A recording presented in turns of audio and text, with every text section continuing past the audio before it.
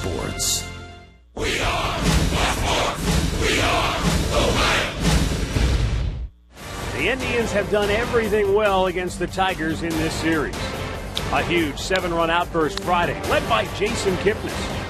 Dominant starting pitching, spearheaded by Corey Kluber. And clutch hitting late last night have put the Indians in position for a 4-game series sweep today. Josh Tomlin will try to keep the momentum rolling for a lineup, getting contributions up and down the order. Next on Sports Time Ohio.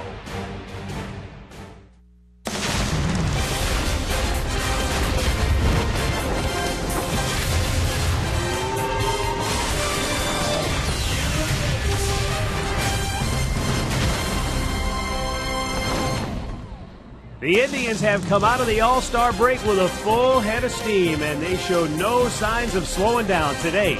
They try for their first ever 4-game series sweep of the Tigers in Detroit, and we've got all the action for you from Comerica Park.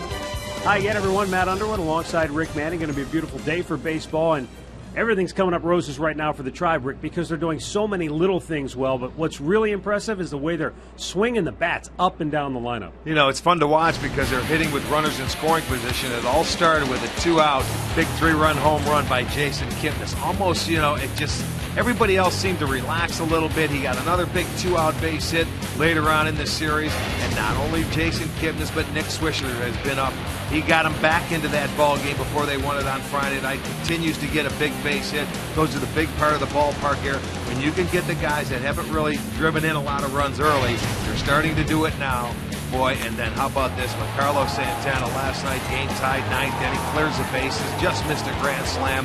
Fun to watch when they're hitting with runners in scoring position because the pitching that they've had in this series, that goes hand in hand, and you're going to win a lot of games. And you bring up the pitching. The starting pitching has been outstanding, and it started with Trevor Bauer. Corey Kluber yesterday, dominant. And Zach McAllister, he was in position for a win with his performance last night. Well, when you can handle the 3, 4, 5 hitters in this Detroit lineup who predominantly are right-handed hitters other than Victor, who's a switch hitter, you're going to have success. Corey Kluber came out and was outstanding for 8 2/3, but you said set it up. Trevor Bauer coming out of the break, 6 innings, 6 hits, kept him in the ball game. They scored after he was out, and even Zach McAllister last night, he gets a start. They call him up for that one game. He's going to go back today, but at least he held his team in it. They come back late and they score. And so it's Josh Tomlin's turn today to try to tame the Tigers.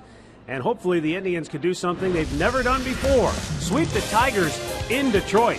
They've got their foot on the gas and brooms in hand. Will the Indians pull off the 4-game sweep? Come on back and find out. The play-by-play is next.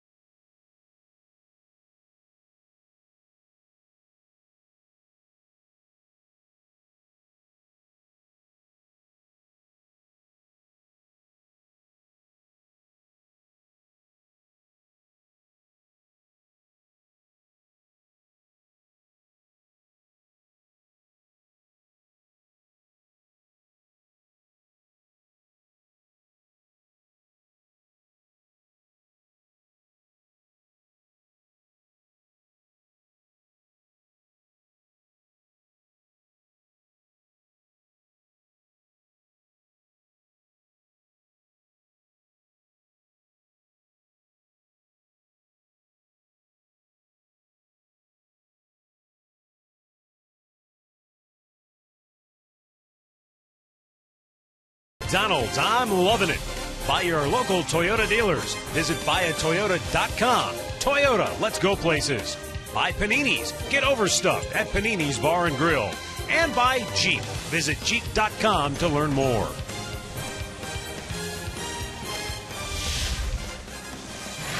And we welcome you into Detroit, Michigan here, Comerica Park on a beautiful day for baseball. Gorgeous sunny skies, a few clouds overhead. Going to be close to 80 degrees at game time as the Tribe goes for a 4-game sweep before they get to business. Let's go downstairs to Katie with them. She's got our Hear Right Audiology sounds of the game. Well, Matt, and the reason the Indians could get that 4-game sweep today over their divisional rival is because of that consistent offense. Well, earlier today, hitting coach Ty Van Berkeley talked about the importance of getting contributions from everyone in the lineup. I think if you've got 4 or 5 guys in a lineup on a given day hitting and the other guys finding a way to get on, that's what we need to do. You're not going to have 9 guys, hitting every day, or you score, 15 runs a game, which would be nice. But that doesn't happen, and it's tough in the American League. Just the pitching's good. I mean, you can run into a buzzsaw and it can put you in a funk for a couple days.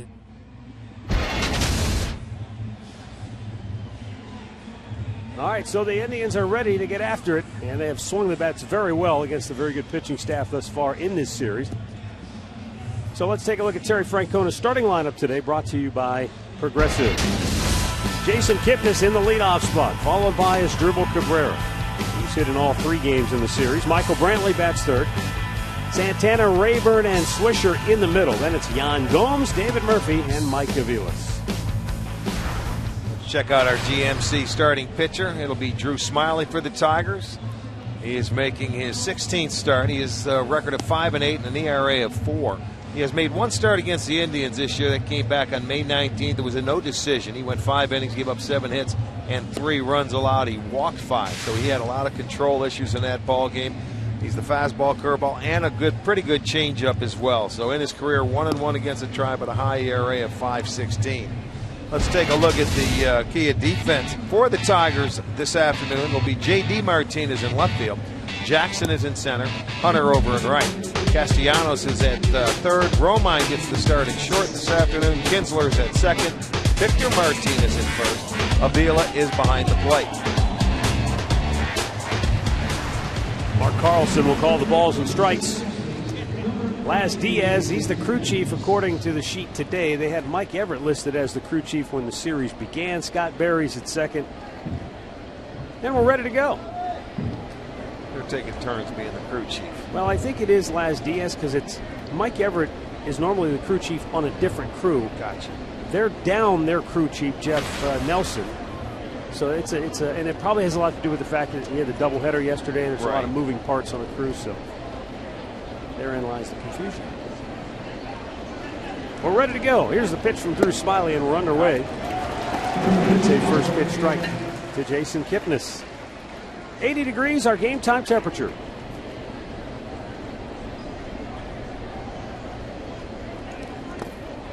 Down low to even it up.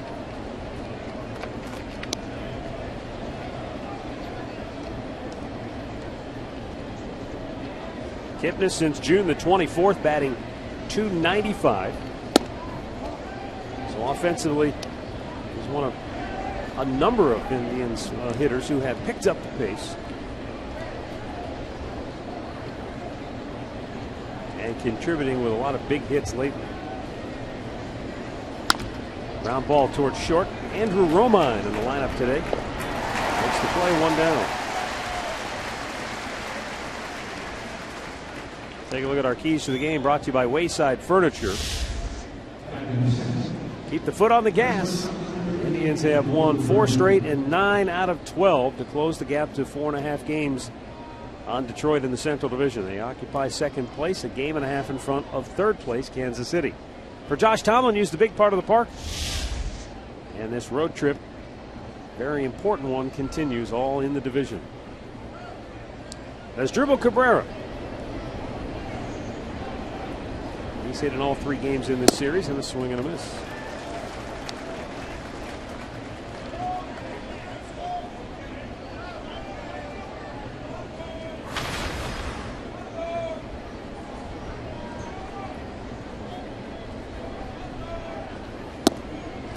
And Smiley quickly ahead, 0-2. A little different afternoon today than it was yesterday when it was drizzling, overcast, had fog roll in, but the night game was spectacular.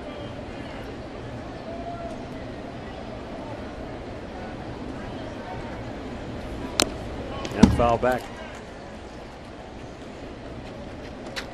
Well, the rest of this road trip will be full on summer. Going to be 94 tomorrow in Minnesota and 90 degrees plus every day, it looks like, in Kansas City. Now the 0-2. Cabrera pops it in the air, right field. In comes Torrey Hunter. 2 down.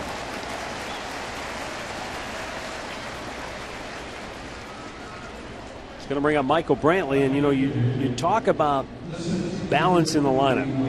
For so much of the year, the Indians have leaned heavily on Michael Brantley, who has been their best offensive player, and certainly their most consistent. But in this series, Kipnis has 2 homers, Cabrera has homered, Brantley has scored 3 runs, Santana has the 3 RBIs, Ryan Rayburn has 2 doubles, Swisher has 4 runs batted in, Yan Gomes has scored 3 runs, David Murphy has 2 runs batted in. So all throughout the lineup, Rick, there are guys who have contributed in one way or another. And Brantley flares one to left field. A running catch made by J.D. Martinez. And the Indians go 1-2-3. The Tigers are coming to bat.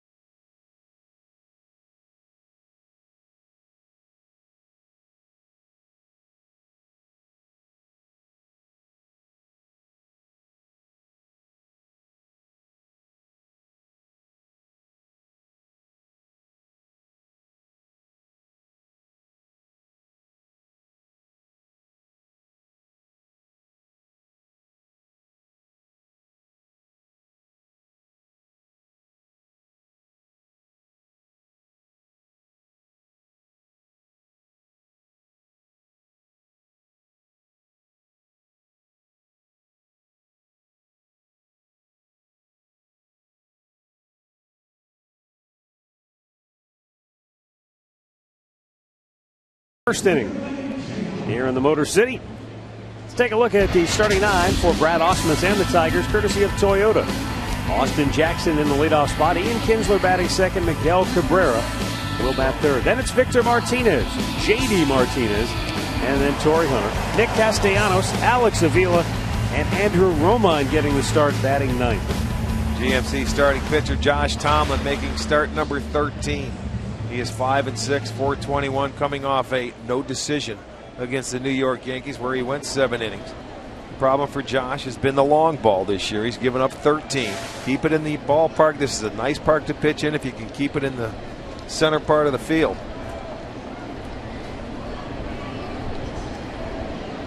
And Austin Jackson, who has gone 4 for 11 in the series, leads off and fouls the first pitch back. Jackson had a big hit last night that tied the game for Detroit. It was a 2-out RBI triple to right center field.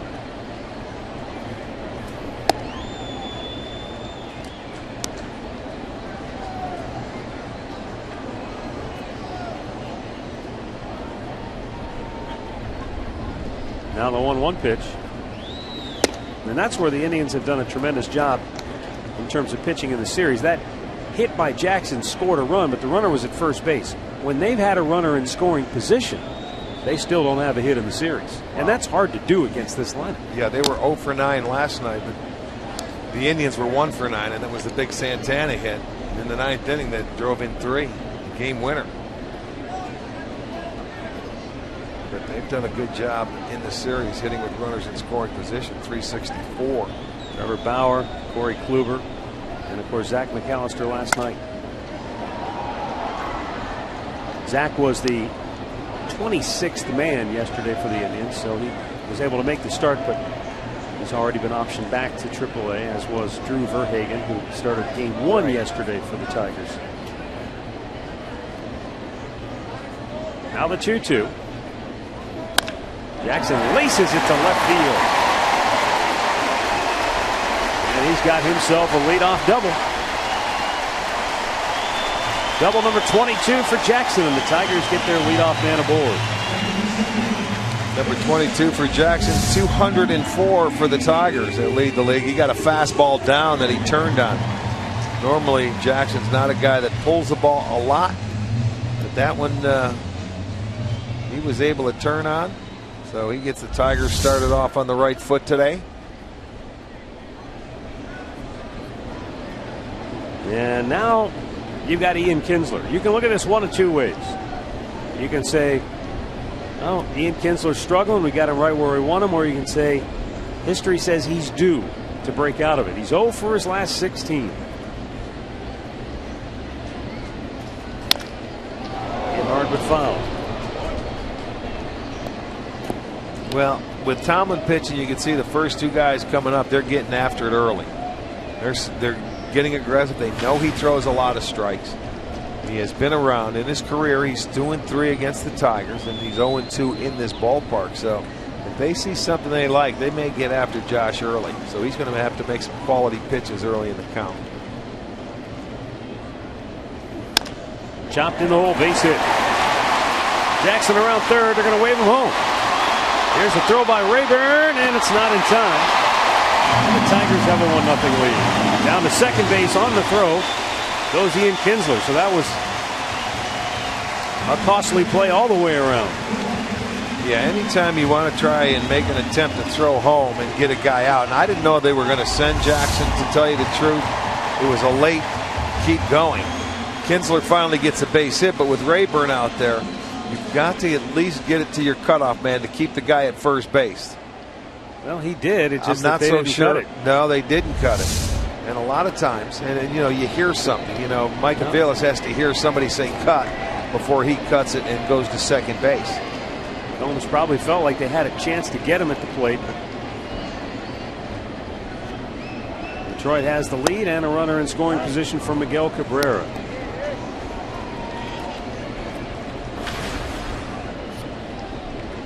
So Detroit snapping out of their funk. Kinsler gets his first hit. They get their first hit as a team with a runner in scoring position, and they have the lead.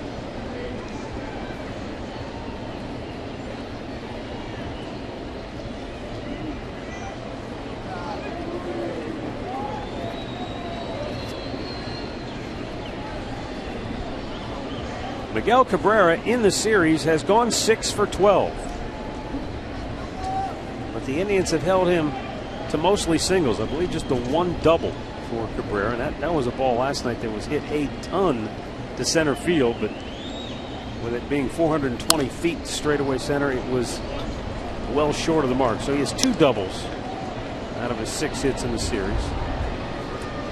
But they've been able to face him in a lot of situations, at least in this series, with nobody on base.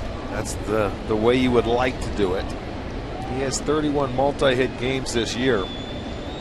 You know, when he gets him, he can double up and triple up.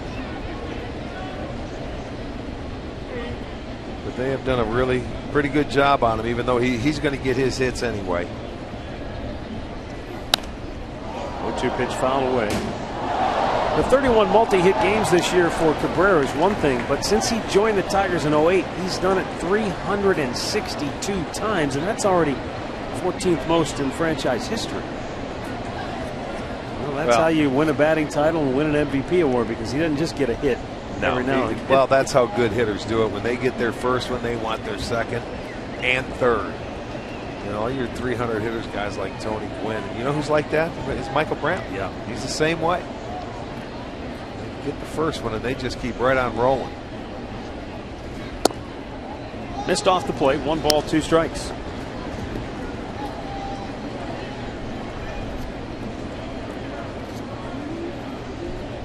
Tomlin has given up 82 hits now and 77 innings on the year. One thing about Josh, he throws strikes. He's only walked 9 batters against 69 strikeouts in those 77 innings. Now the 1-2. And a breaking ball hung high in the air, deep to center, but Brantley's there. He'll make the catch. Kinsler's tagging. He's headed to third, throws just a little bit offline.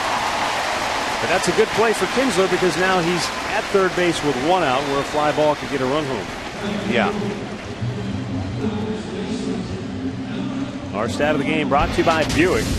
And the meat of the order for Detroit, the 3, 4, and 5 hitters. Cabrera, after that flyout, is now 6 for 13. Victor and J.D. Martinez are combined 3 for 24. And only 1 RBI among that trio. Well, the Indians will choose to bring the infield in here in the first inning with Martinez at the plate. Normally, you know, they always play that shift with him. But it's not that way here. First inning. Tomlin pitching. We'll see how they try to approach this.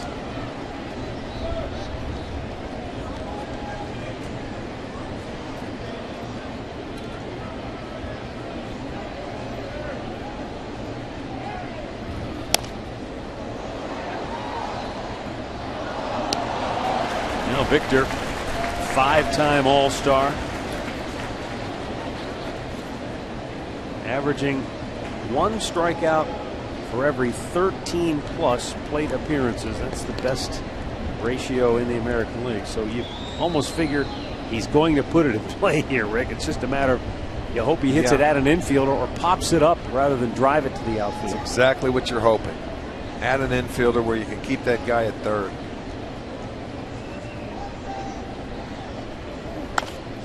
He drives it to deep right field. Murphy on the move. He'll make the catch. Tagging and coming home is Ian Kinsler, and the Tigers lead it 2-0. Victor with RBI number 56 on the season.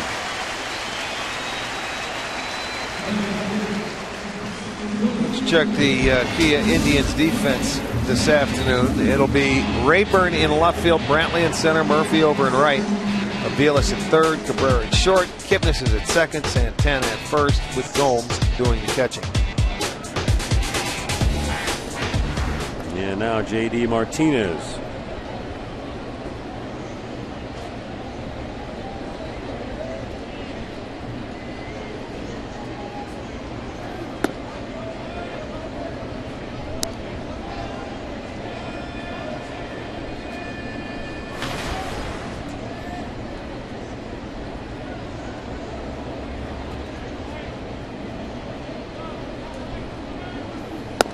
Low and away. And it's 2 balls and no strikes.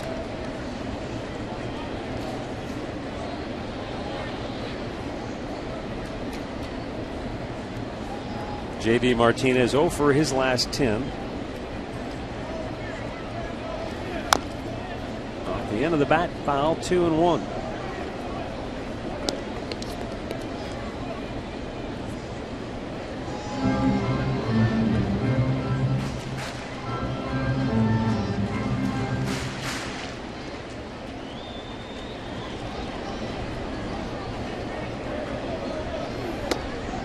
A little bit inside. 3 balls and a strike.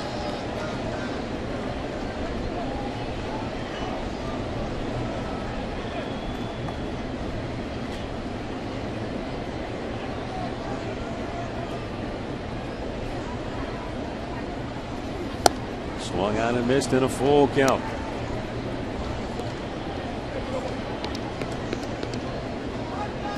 Austin Jackson led the inning off with a double down the left field line. Kinsler singled him home. And then Kinsler coming home on a sac fly by Victor Martinez. Now the payoff pitch. And J.D. Martinez fouls it out of play. Indians have stormed out of the All-Star break. They've won 9 of their last 12 overall. They're a season best 3 games over 500. And they've closed the gap to just 4.5 in the division. 3-2 delivery. Right side foul.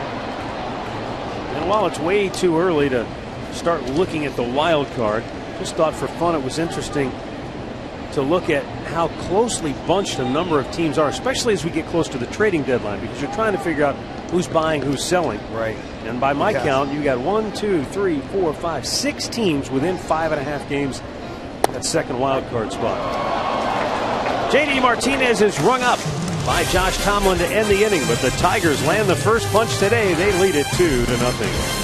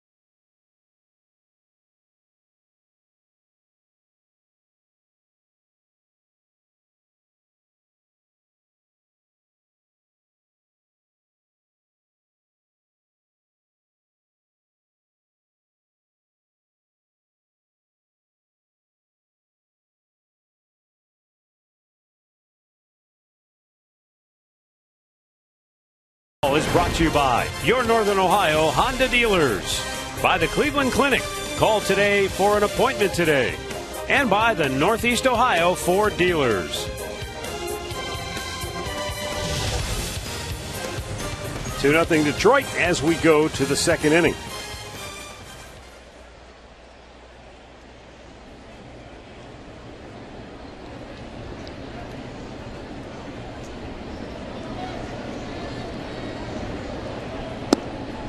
And Drew Smyly gets ahead with a strike. Last night, Carlos Santana had the biggest hit of the ball game. The Tigers wisely walked Michael Brantley to load the bases.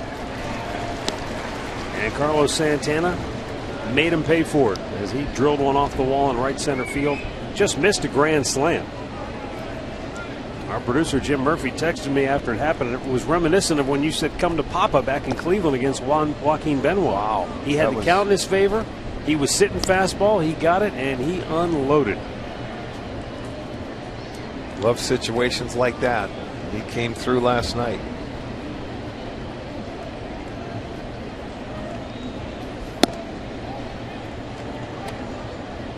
Two balls, 2 strikes.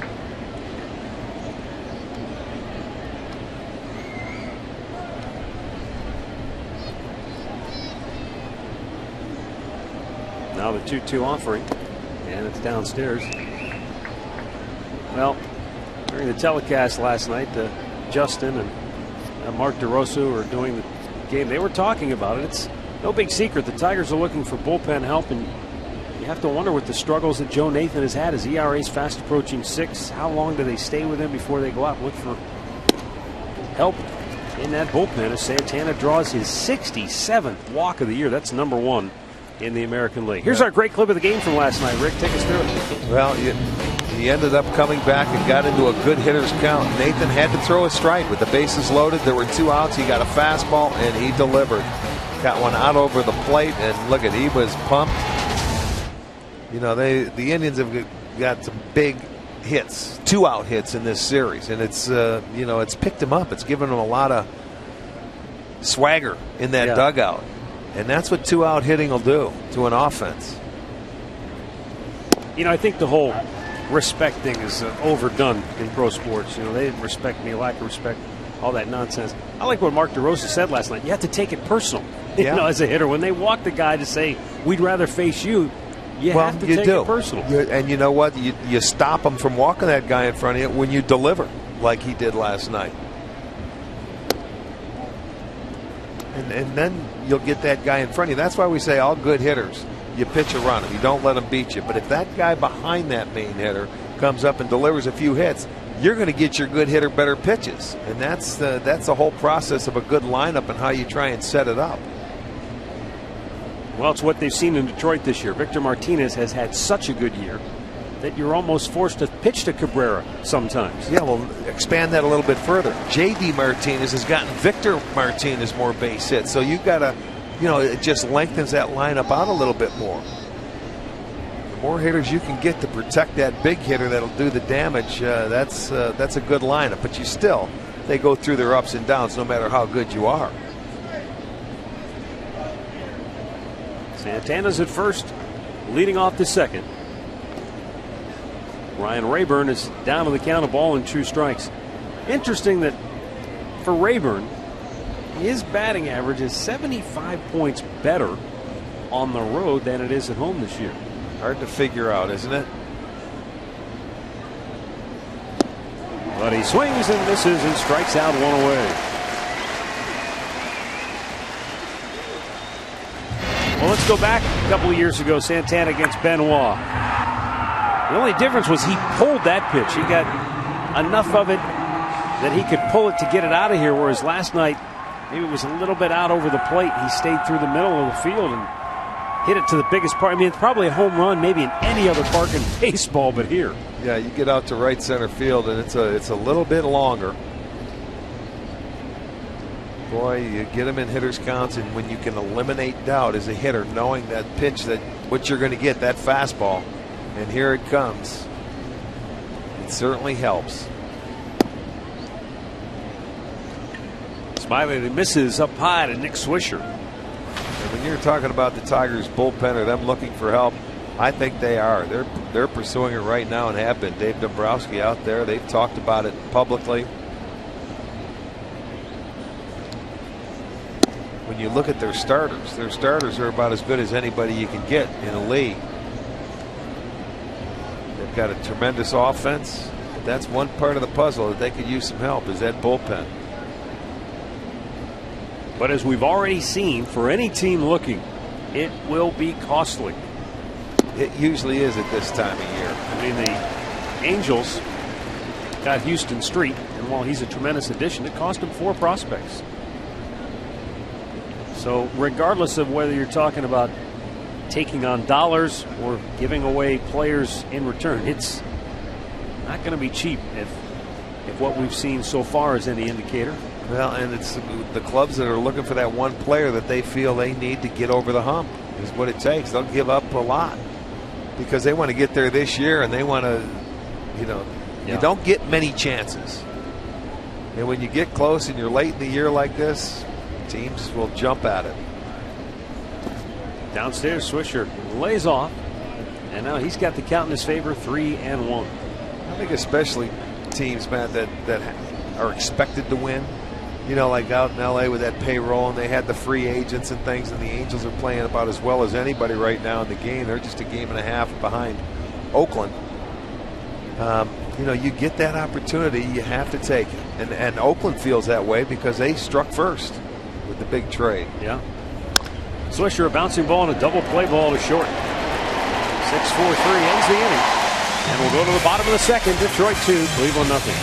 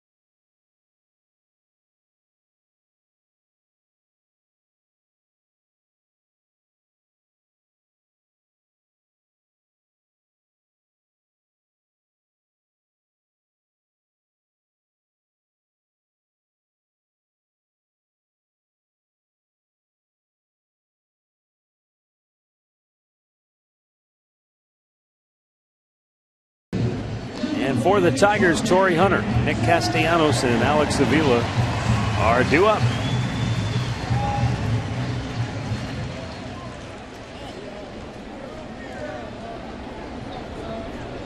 Torrey Hunter, in his last 13 games, has 14 runs batted in. Yeah, he's picked it up in the month of July.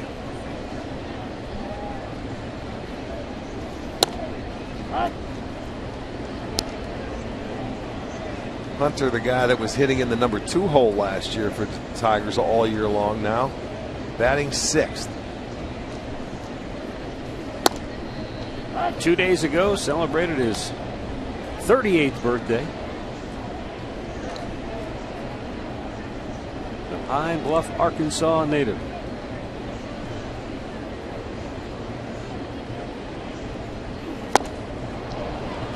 And he strikes out. Second K for Tomlin, one away here in the second inning.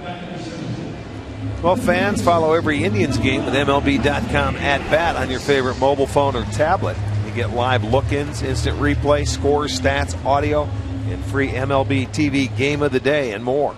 Download on the App Store or visit Indians.com today.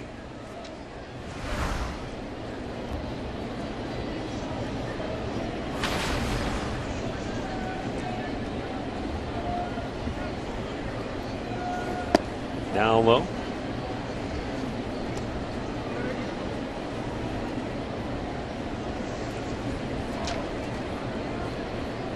Well, I guess the Tigers media guide misprinted Torrey's age. They're trying to make him feel better. He's actually 39. Well, the older you get, you always try to go backwards, so I don't blame him. You could say 29, it would be fine. He plays like it. He still plays like a kid. Still enjoys the game. Still very talented. Well, Rick, usually, you know, the older a player gets, they tend to move a little closer to home plate. Outfielders usually don't still roam as well when they get close to 40 years old, but he does. Yes, he do. He sure can. Outfielders tend to become first basemen or DHs as they get near 40. But Hunter has always maintained terrific physical condition. The 2-2 to Castellanos and a breaking ball foul.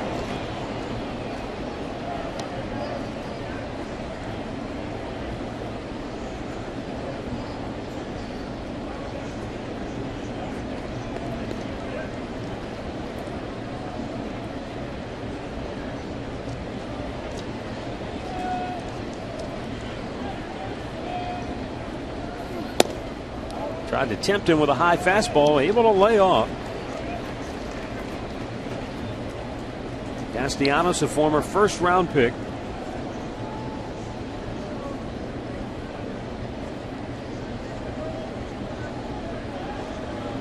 Alex Avila would be next. Castellanos with a bouncer to third base, and Avilas throws him out, 2 away. Don't forget to tweet your photos to us. You can use the hashtag STOFanPhoto to make sure we get them, and then a chance for them to be shown during one of our telecasts, courtesy of AT&T.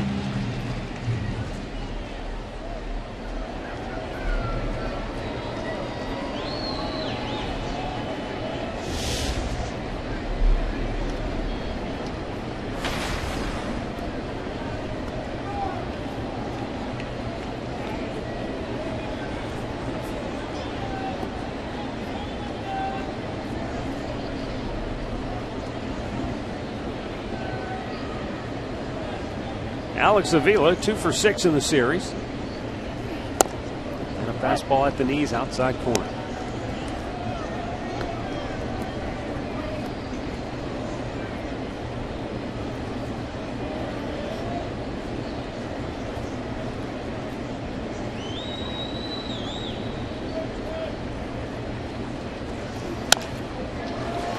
With the shift on, Kipnis from the outfield grass will throw him out. And the Tigers go 1-2-3. 2 innings in the books. It's the Tigers 2 and the Indians 0.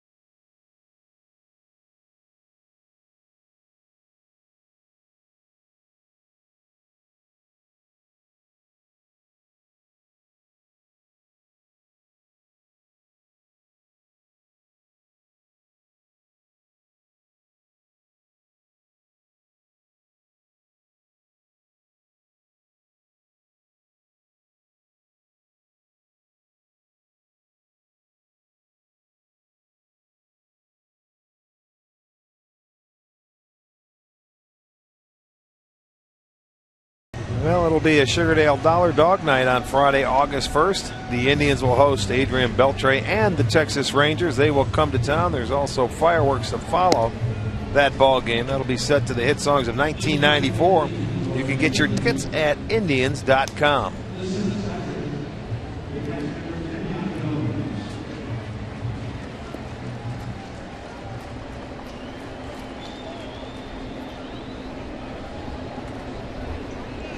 Jan Gomes, David Murphy, Mike Aviles for the Indians here in the third inning. Gomes has had a good series. He's 4 out of 7 with 3 runs scored.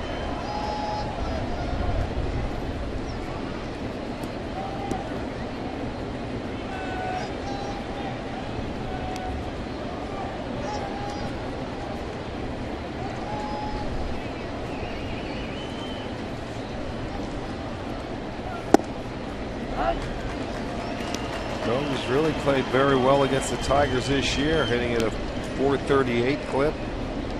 14 hits in his 32 at bats.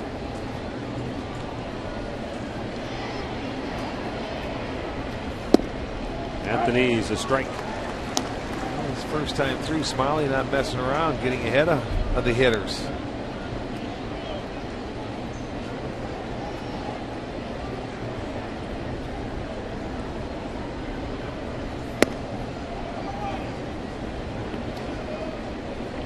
Sets it up a high fastball. He comes back with a nice changeup. Yeah, he takes a lot of speed off of that changeup. Fastball there about 90 to 92. There it was. Broke the bat. And Andrew Romine will throw him out, 1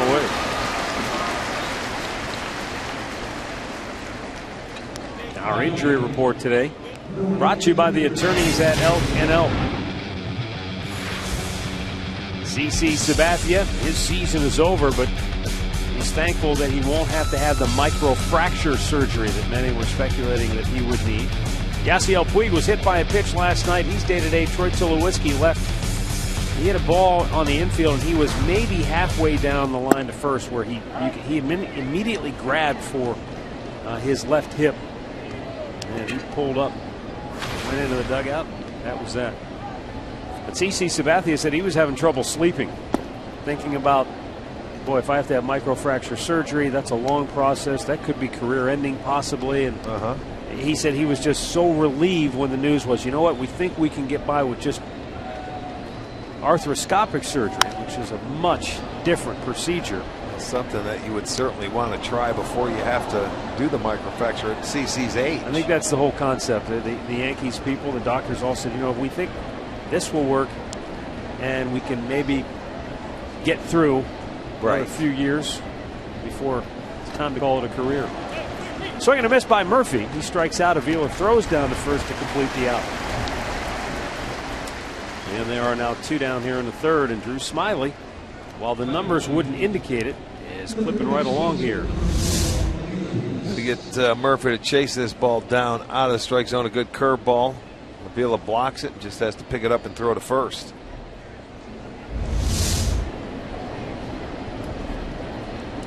Mike Aviles.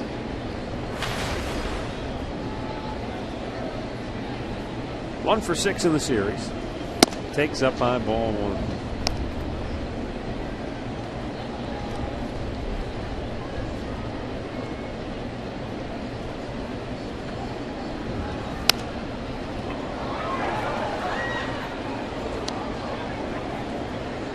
One ball, 1 strike.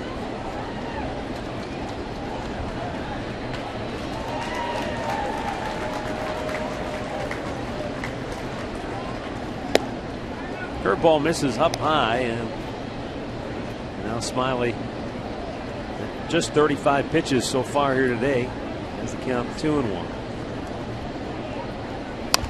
Another breaking ball. Pop foul over into the Indians dugout. Michael Brantley looked like he was going to try to make a play on the ball.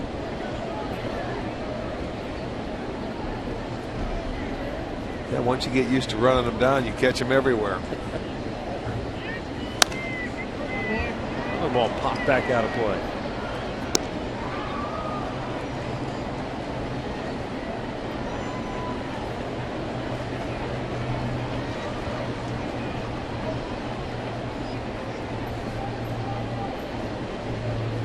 The 2-2. This one's blooped in the air, shallow center, but out goes Romine, the shortstop, to get it.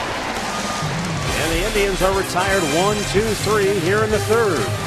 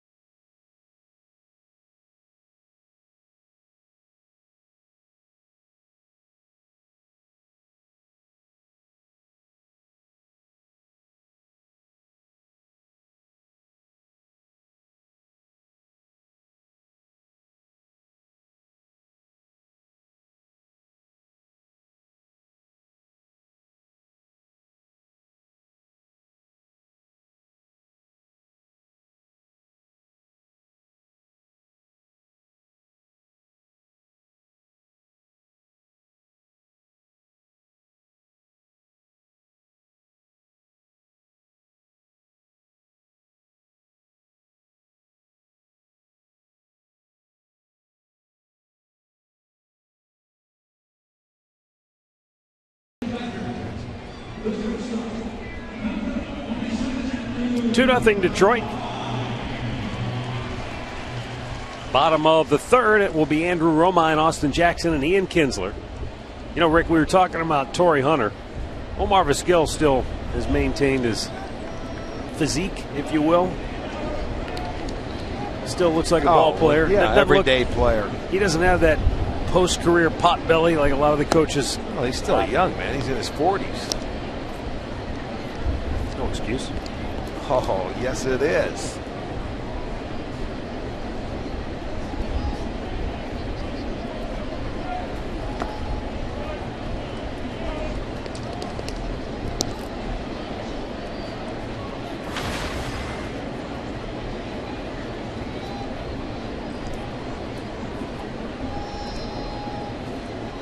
One pitch. And a strike to the outside corner. Andrew Romine getting his first action in the series.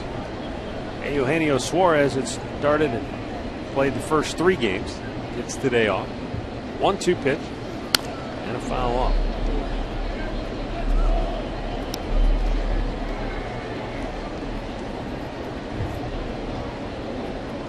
Josh Tomlin gave up 2 in the first.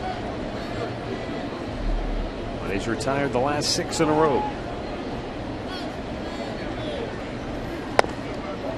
Romine able to lay off.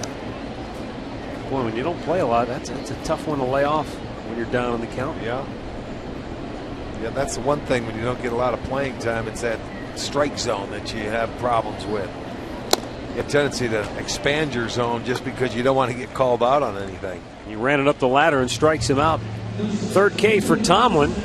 Right now, let's bring in Katie with him. The Indians have only really been operating with 3 starting pitchers, save the call-up of Zach McAllister yesterday. What's the plan going forward, Katie? Well, Matt, as you can see here, this is going to be your starting rotation. TJ House tomorrow. Friday, still up for grabs. It could be Justin Masterson or Zach McAllister. They'll figure that out after Masterson's start today. But Terry Francona today was very honest. He said, we're not sure who's going to be our starting 5, and it may be like that for the rest of this season. But, Matt, that depth not only allows them to match up moving forward a little bit, but it also gives some of those young guys some experience that will come in hand come September.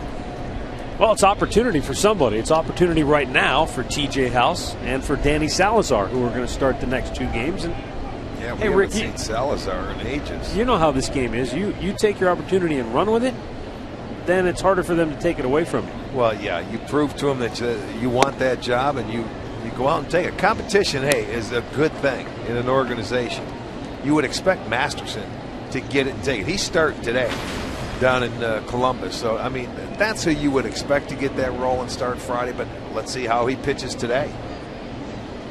The 2-1 by Tomlin. A little bit low. You know, and like Francona says, hey, we don't know. We know who's going to start tomorrow. That's all you need to know. One day at a time. You can project all you want in this game, but, you know, a lot can change in a short period of time. Josh issues his first walk, and it's to Austin Jackson with one out here in the third. So he's aboard for the second time today, and up comes Ian Kinsler. So many times a general manager's work is done once the team is constructed and once spring training is over and you put the team on the field, other than, you know, making some inquiries about potential trades. But, you know, this year, especially Chris Antonetti and Terry Francona have been engaged in roster manipulation just because of the, whether it be the injuries or trying to balance out extra arms in the bullpen versus how many guys you have on the bench. And you're looking at how many games you have clustered together with doubleheaders. So there's been a lot of, you know, behind the scenes work to make sure they've got the best 25 guys on the field, or you know, available at all times. It's one thing if you have to do it because of injury, and you know there's teams that have to do it that way. This one hasn't been, other than Masterson being hurt and down. Now he's going to get his chance, but for the most part they're making moves, and guys for the most part are pretty healthy. A lot of it has to do with just making sure they've got enough arms to get through some of the rough spots in this schedule.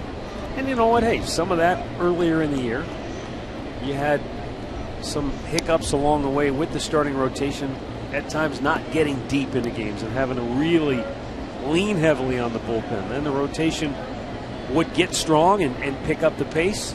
You didn't need quite as many relievers, and it goes back and forth. That's what you want to see. You want to see the starters in the second half come out and pitch a little bit longer in a ball game. They're averaging, I think they're 26th or 27th in the league as far as getting distance from their starters. So they have to rely on that bullpen, and I think that's why Terry Francona likes to have a strong bullpen or that extra arm out there if need be, because when you look at games played and you look at that bullpen, you're going to see Allen, Zipchinski, Shaw, and now creeping into the picture is even Scott Atchison. Scott Atchison, right. All 40 games or above. Right. Tomlin keeping a close eye on Austin Jackson. He misses down low, 1-1 to Kinsler. Yeah, that walk for Tomlin there to Jackson is the first in the last 3 starts. You got to go back to June 22nd, and that start came against the Tigers, where he did have 2 walks in that game. So now 4 of his 10 walks have come against the Tigers this year. Yeah, 10 walks in almost 80 innings now. He's at 77 and a third, or 79 and a third. Runner goes. Kinsler pops it to right field. Could be 2. Murphy makes the catch. Good throw back to first, gets him, and it does. So the double play ends the third. Jackson was off and running. He never saw the ball to right field. Murphy made the catch and made a good throw back to first to end the inning.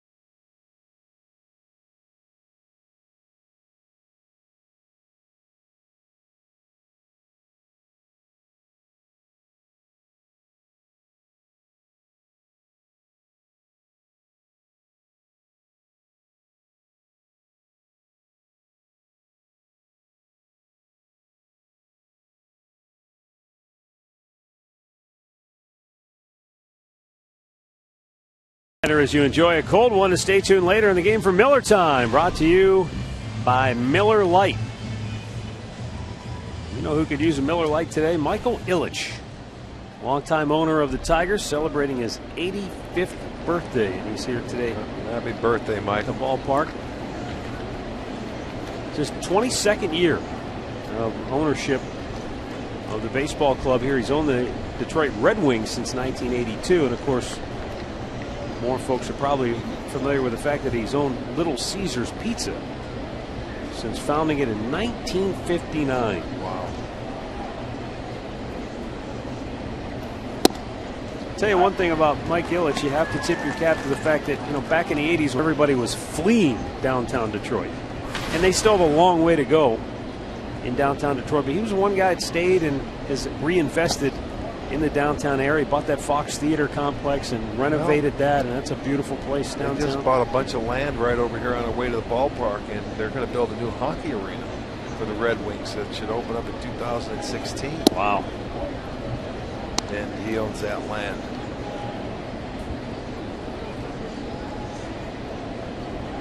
Well, the Joe Louis Arena, I don't know if you ever had a chance to see a hockey game there. It's a great facility, though. It's one of the older venues now in the National Hockey League. But you are right on top of the action there. Yeah. Well, it used to be like their baseball stadium here, Tiger Stadium. Yeah, yeah. The double deck, I mean, that was right there, right on it. Not a bad seat in the house. Well, the Indians do not have a hit against Drew Smyly so far. We're in the 4th inning. And they have swung the bats very well in the first 3 games of this series. Though I should point out, Rick, it's taken time for the hitters in this series to. Well, right. You know, they've bunched them together. And they scored late. 15 of the 20 runs they've scored in this series have come in the 7th inning or later. So let's hurry up and get to the 7th. Well, I think that's the job of any starting pitcher. Keep your team in it. You know, so for Josh Tomlin, okay, you gave up too early. Just try to hold him right there. He's settled in. The first 2 guys of the game got hits, and other than that, he's been able to shut it down. So, yeah, you want to see him get something going here and get back into it. Get a little momentum going, a little spark. Well, last night, you know, Zach McAllister gave up the early run, and it was Chris Dickerson, perhaps an unlikely power source, who provided the Indians with their first 2 runs of the game on solo home runs. And it was really interesting after the ball game. Dickerson, who had never had any success against Max Scherzer in his career, but after the game it was pointed out by Scherzer that Dickerson was the first player in his career to hit a home run off of his curveball. Which I thought was really incredible. It is. But then I found out that Scherzer's only been throwing the curveball for 2 years. And he was always a fastball, changeup, slider. And he added the curveball to his repertoire. And even though Dickerson thought after the game it was a slider, Scherzer said that was a curveball right there. Okay. And it's the first guy to hit a home run off of his curveball in the major leagues. But it's a newer pitch for him. But Dickerson was just tremendous. And he's been outstanding, period, since the Indians acquired him from Pittsburgh. I mean, Chris has come in here and he's hit just about everything in sight.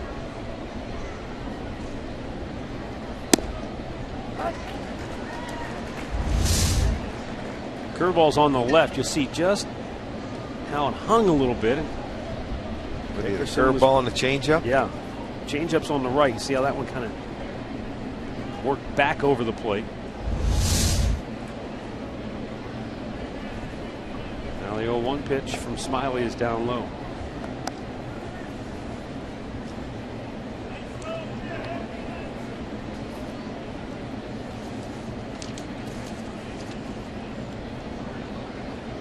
Well, Smyly has limited left-handers to a 157 batting average this year, but Michael Brantley is a guy that hasn't affected him against Smyly. He was 5 for 10 coming into this game. He made it out his first at bat, so 5 for 11 in his career.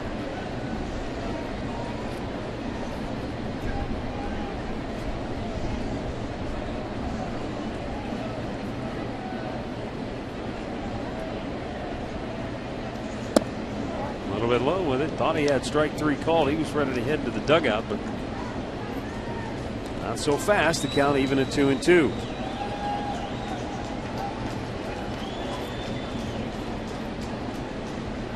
Since May 14th, so pretty much a 2-month solid stretch, Brantley has batted .362 with 33 of his 63 runs batted in. Carlos Santana waiting for a chance if Brantley can keep the inning alive here in the 4th. The only runner to reach, or the only hitter to reach, was Santana, who drew a leadoff walk in the 2nd.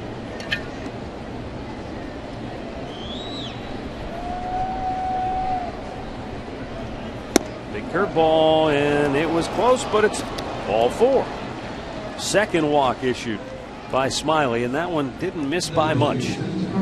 Well, he threw a couple of good pitches. One was inside. This one, the breaking ball, it was upstairs a little bit. It comes down. It ends up around the belt. But by the time Michael had a look at it, he was able to lay off and get himself on base. 2 outs now. Santana walked his last time up to start the 2nd inning.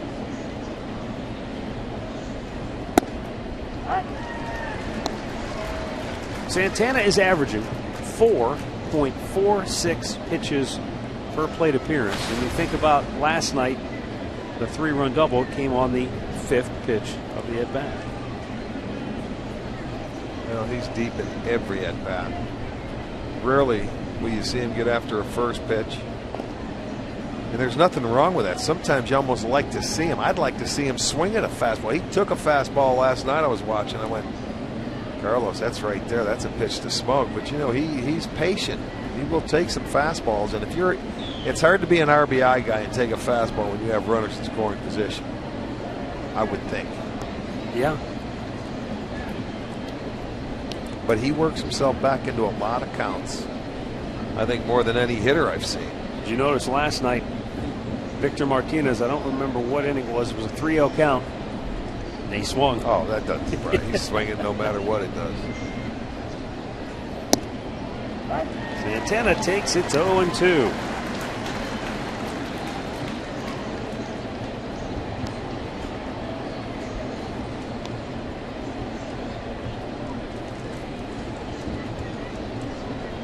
Indians still looking for their first hit here today.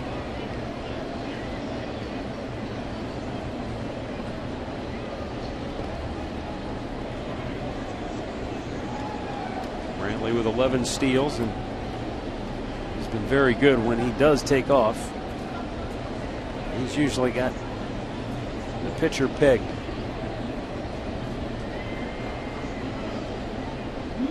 Though he did get caught yesterday.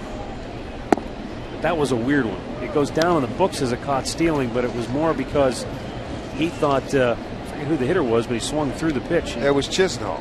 It was just a 2-0 count that he swung through, and it may have blocked him out, and he got trapped off. And Holiday threw out 3 base runners. You got to go back to 2004, the last time a Detroit catcher has thrown out 3 base stealers in one game. To right field, Hunter makes the catch. Still no knocks for the Indians. We'll go to the bottom of the 4th. Detroit 2, Cleveland nothing.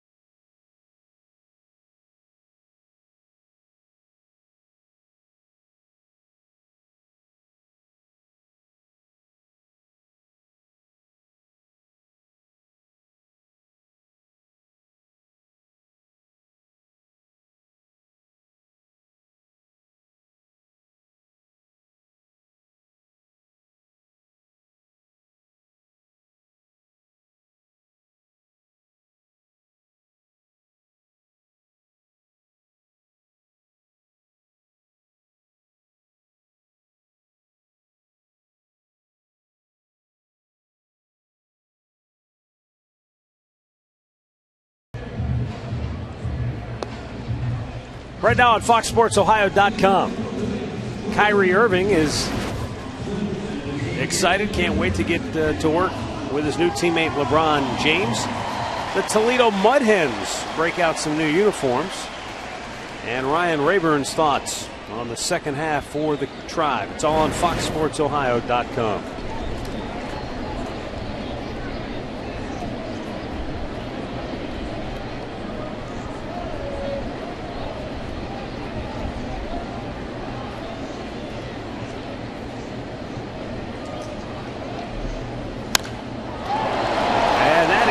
Ton deep center, but a long way back and a lot of room out there.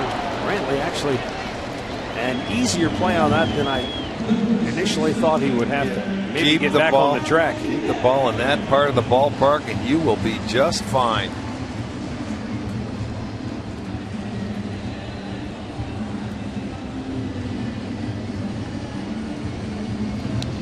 Send along some birthday wishes today. Jack Mulholland turning 90. Fremont, and Norris Williams is 80 from Florida. Happy birthday to you both. And Fred and Sherry Hammer celebrating their 63rd wedding anniversary from Fairview Park. Congratulations.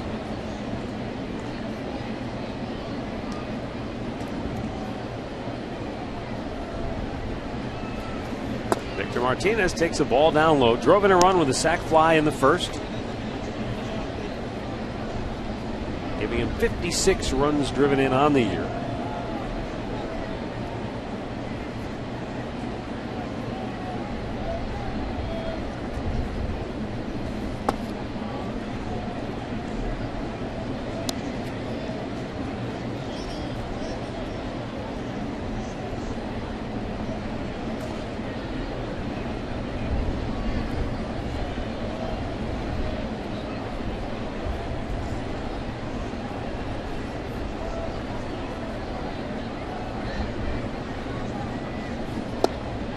Strike over the outside corner.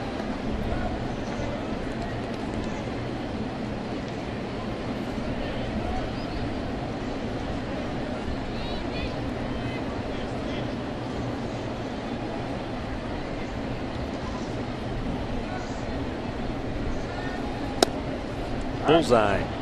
Tomlin evens the count on Martinez at 2-2.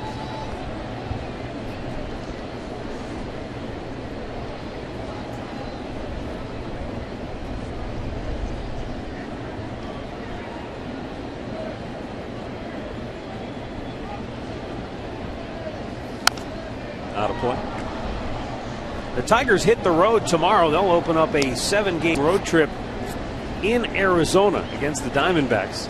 And while, at least for the Indians and for most teams, you look forward to getting home to get on a roll, the Tigers, it's been the other way around. They're 28-16 on the road this year, and now they're just a 500 club on the season here at Comerica Park. Yeah, and they've only played 7 games against the National League, so they've got, 12 more, 13 to go. Where the Indians have played 8. Let me see. They played 14. Yeah, the Tribe still has games with Arizona at home. 2 with Arizona, and then the 2-2 with Cincinnati.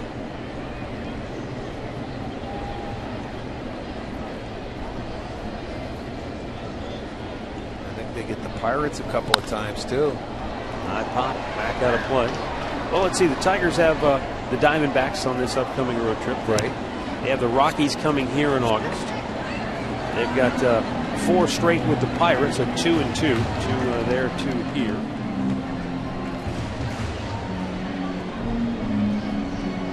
And they've got the Giants coming to Detroit in September. Right.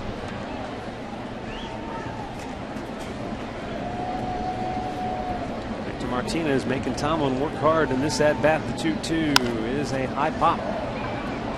Playable in right field for David Murphy. 2 down.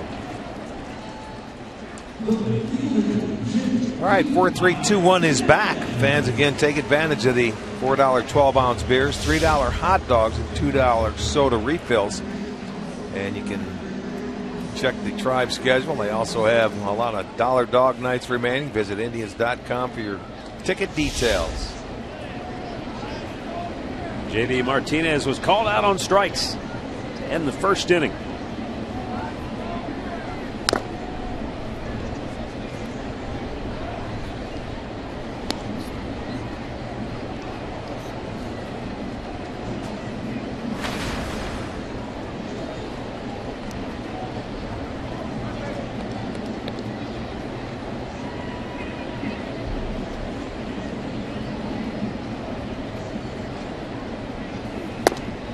Okay, so you come out of the All-Star break, you're refreshed, you've had 4 days off.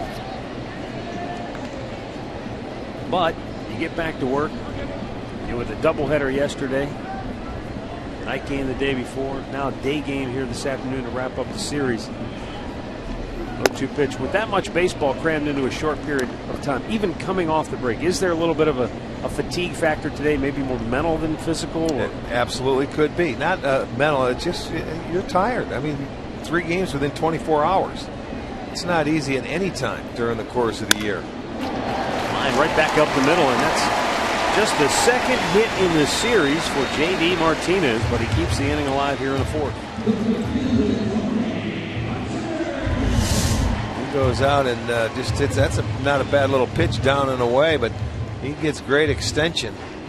He drives it right back up the middle. Just the 3rd hit. That's the first hit since the 2nd hitter of the game. I know in your day you didn't have the split doubleheaders like we have now. I almost think those are maybe sometimes more fatiguing for the player because there's a lot of time just sitting around waiting. In between. I agree. And it makes for a really long day when you go to 1 o'clock, 7 o'clock. Let's just play a doubleheader. You wait 20 minutes and you get after the second one, and that's fine because you're right there. But that's not the way it's done anymore. It makes for a longer day. And then you've got to, when you have that day game coming back, you have the night game, the day-night doubleheader, and then another night day game. That's tough to recover for both clubs. A ton of baseball in a short period of time. And when you get off to a good start like the Indians and you win the first 3, that's something. But they have never, it's hard to believe, swept a 4-game series there in Detroit.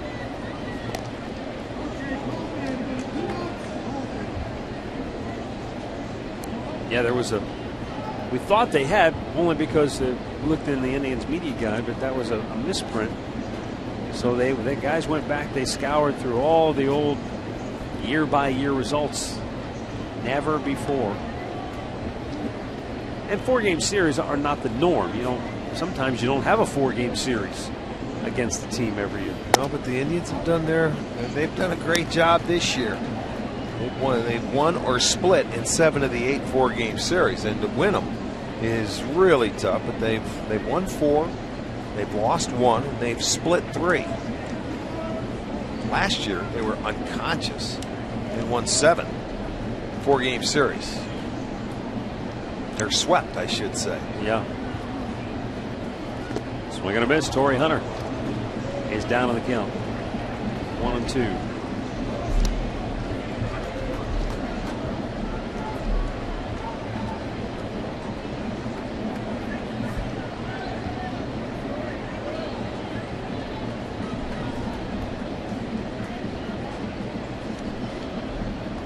I don't know. 2-game series are too short.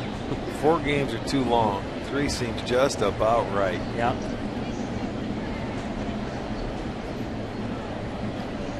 Well, and especially like what we have coming up. When you have 4 days, 4 games in 4 days, that's when it, to me, just the rhythm throws off the rhythm. 4 games in a weekend like this with a doubleheader, it's not quite, for whatever reason, not quite as odd as that 4-day series. I know it. And I've never been able to put my finger on why 4-game series are so hard. So hard to sweep compared to a 3-gamer. I don't know if it's. Can the breaks go with you that long? I mean, you're playing against competition is the exact same. It's very good.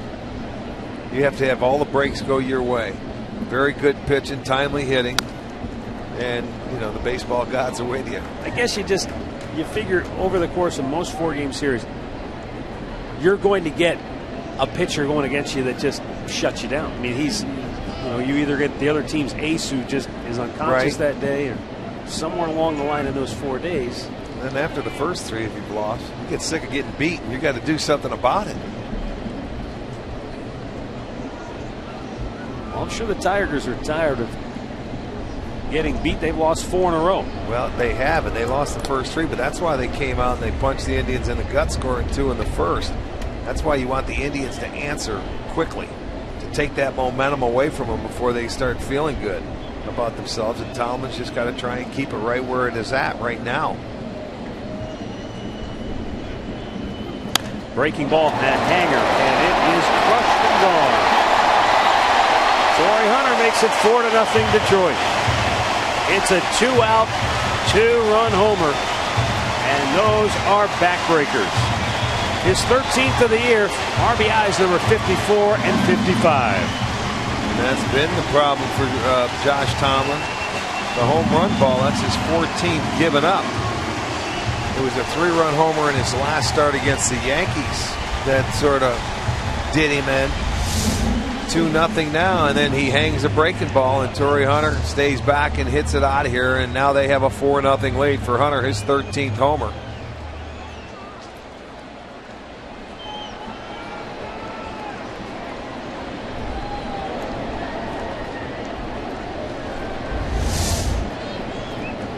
Not only are the Indians getting beat, but that Indians fan got beat for that home run ball. Castellanos sends one high and foul and out of play.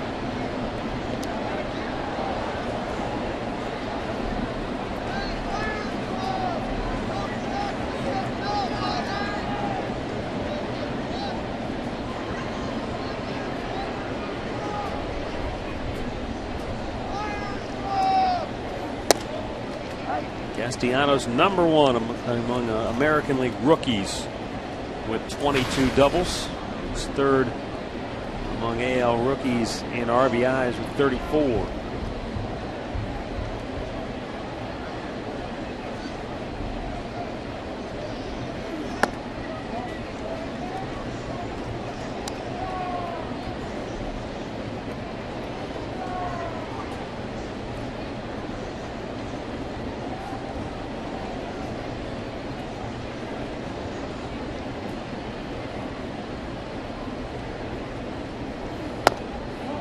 A little bit outside with a 2-2. You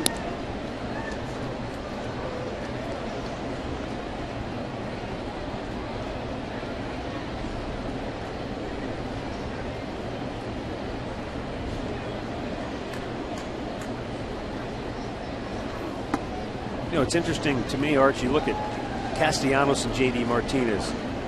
J.D. Martinez is a young player on a team void of veterans and superstars. Was kind of thrust into the middle of the lineup saying, hey, go get him. Whereas Castellanos is a young player. He's among superstars and great players, and he can just kind of quietly go about his business. Yeah, it's not thrown on you, or the pressure's not there to succeed as much, I would think, or expectations. Although, even when you come up and you're a #1 draft pick or a high draft pick, there's a lot of, I think, pressure on you. And you can put some undue pressure on yourself if you're not playing on a good ball club, trying to do more than you're capable of at your age. But if he was hitting .262 with 6 homers and 34 ribbies in the middle of a lineup, people would be going, well, what's wrong with this guy? How come he's not hitting 15 homers? Yeah, driving in 50 runs. Ground ball to short. Gobbled up by Cabrera. Throws him out. And the inning is over. But the Tigers strike with 2 outs. J.D. Martinez got the base hit with 2 down, and then Hunter unloads with a 2-run shot.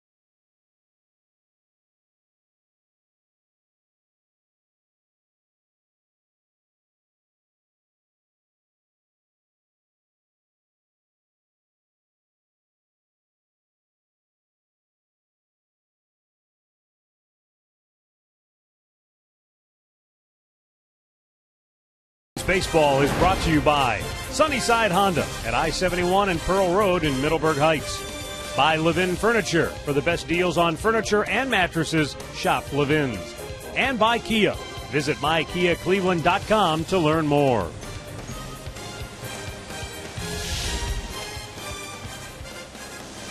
Ryan Rayburn, Nick Swisher, and Jan Gomes for the Indians here in the 5th.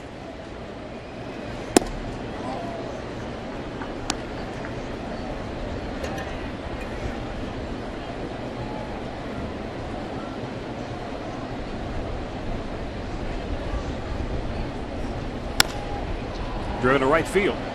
Hunter on the move. Runs it down. Now Torrey Hunter having himself a day offensively, and now defensively he takes extra bases away from Ryan Rayburn. Just what you were talking about, how he can still run him down. Take a look at this swing on our Phantom cam. You talk about staying back and just hitting that ball perfectly out in front of the plate. He picked on a hanging curveball. And he deposits that one into the seats. Quick 2 runs for Detroit. And up comes Nick Swisher. Bounced into a double play back in the 2nd inning.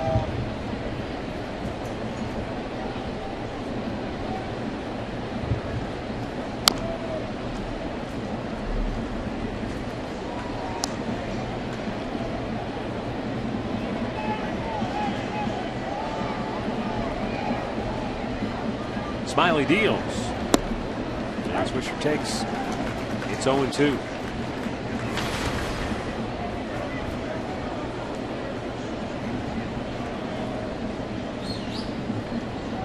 Two-strike delivery. Down in the dirt. You may notice Nick's he never steps out of the box now. This is something that he's been working on. He's bringing Katie with him. What do you have on that? Well, Matt, hitting coach Ty Van Berkeley said he's been doing it for about the last 10 games, and really it helps him eliminate the last pitch quicker, stay focused on the present in that next pitch. And Nick has said it's really allowed him to get into a much better place. I love it. I love it for the fact that, the guy, you're not walking around the plate. You're not. I think more hitters should do it. I mean, you get in there and let's go. Now, if a pitcher is rushing you, and he starts getting into his windup when you're in it, then you have to slow him down and call a timeout. But as a hitter, there's no reason to come out and redo your batting gloves every time and step out of the box for what?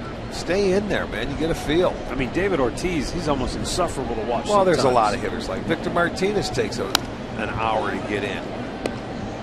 It's like he's got his own. It's like he's got his own TV show every at bat. Get in the box.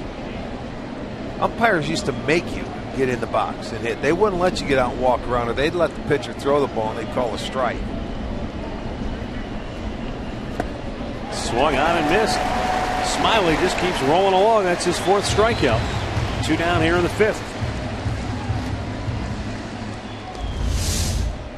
Well, he's thrown some very good off-speed pitches today. I mean, he has the slow curveball that's even slower than his changeup. His changeup's at 78. There's the hook.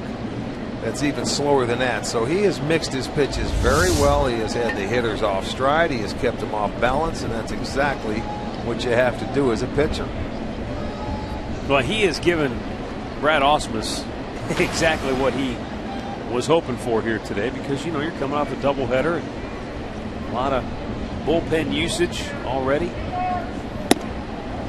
and quite frankly, the Indians have done a good job swinging the bats in this series. Well, Ausmus chose Smiley to start this game instead of a Verlander or Porcello because he's left-handed to combat the Indians' left-handed bats, and so far he's doing a pretty good job. I would say after going 4 2/3 without allowing a hit, but still a lot of baseball left. As we said, 15 of the 20 runs the Indians have scored have come from the 7th inning on. So get this guy out of here as quickly as possible.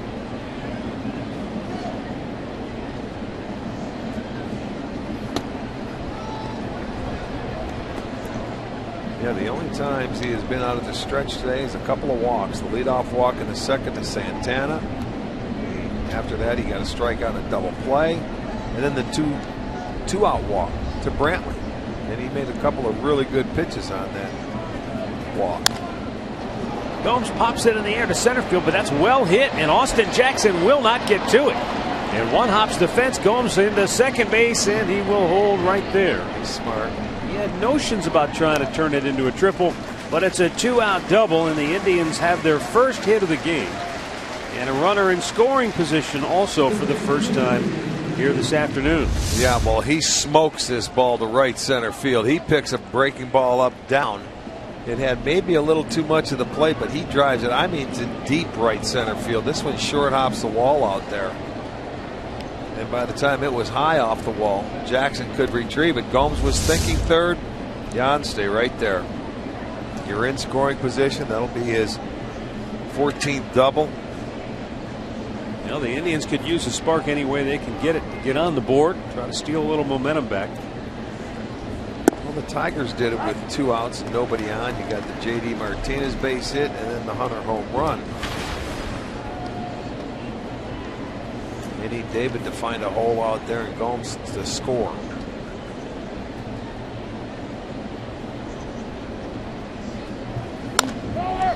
Bounce fair behind the bag. Miguel Cabrera with the flip. And Smiley pulls it in. And the side is retired. The Indians get their first hit, but they leave them stranded. 4-0 Detroit.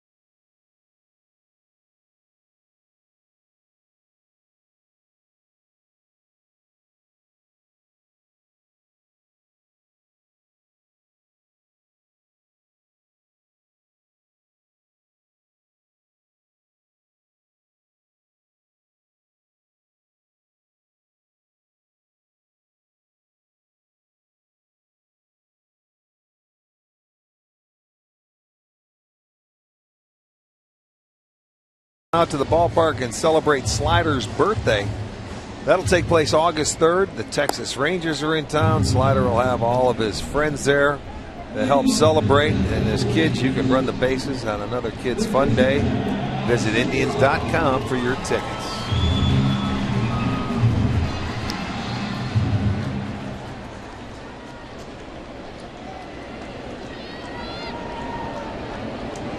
For Detroit, Rick, it will be Alex Avila, Andrew Romine, and Austin Jackson. They're in the 5th inning.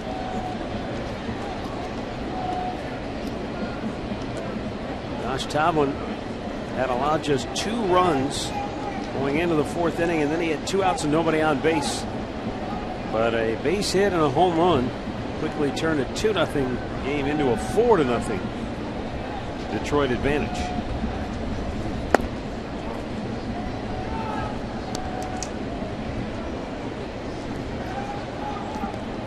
Right-hander C.C. Lee getting loose now in the Cleveland bullpen. Tomlin run around 75 pitches today. This will be number 75.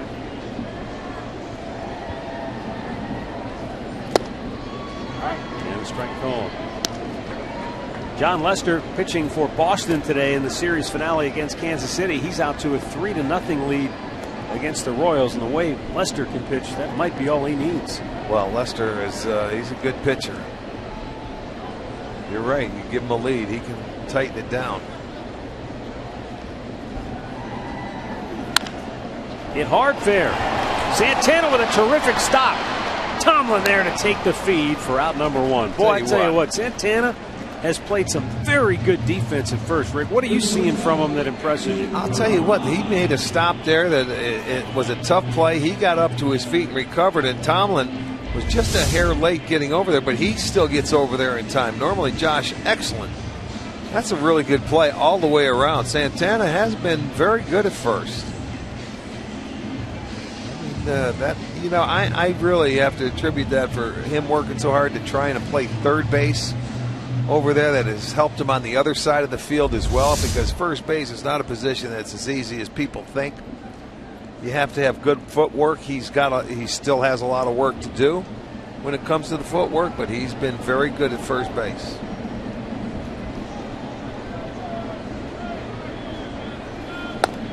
Let's bring in Katie once again. What are the guys down there saying about Santana's defense at first base? Matt, Terry Francona agrees with both you and Rick. He thinks that extra work at third base has made him a better first baseman. Specifically, his reaction time with his glove, much quicker. He's more agile, and he's actually a lot more aggressive at first base. Yeah, I agree. Well, this is weird. I don't know why, but it seems like the only time he's had problems are the ground balls that literally are right at him, where he's been able to have his body squared. Anything he's had to move for, he's been outstanding. Well, think about how you have to move as a catcher behind the plate, too.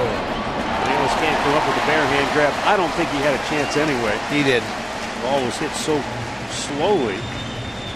It'll be an infield single for Romine. You know, he wouldn't have. Mike did everything in his power, and that's all you can do is try and barehand it and get rid of it. But with Romine, he's got pretty good speed.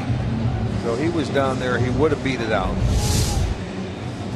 But, you know, back to your point, I understand what you're saying. As a catcher, your instincts are to get your body in front of it instead of getting just getting out in front and catching the ball. You know, so sometimes that ball right at you is the toughest play because you have too much time to think about it. As a catcher, you just drop down, you have the protection, and you try and block it if it's in the dirt.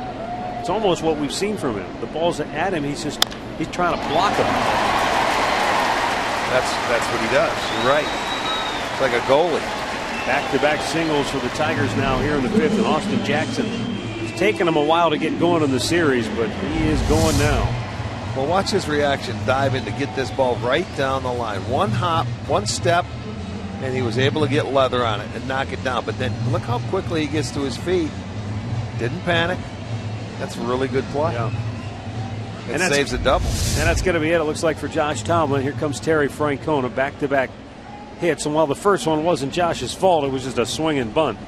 The second one, a liner off the bat of Jackson. You're getting into the tough part of the lineup. And Terry wants to keep it right here, try and keep it close. 4-0. Today's Cleveland Clinic call to the bullpen going to be for CC Lee. Back in the big leagues. He's back in the game when we come back.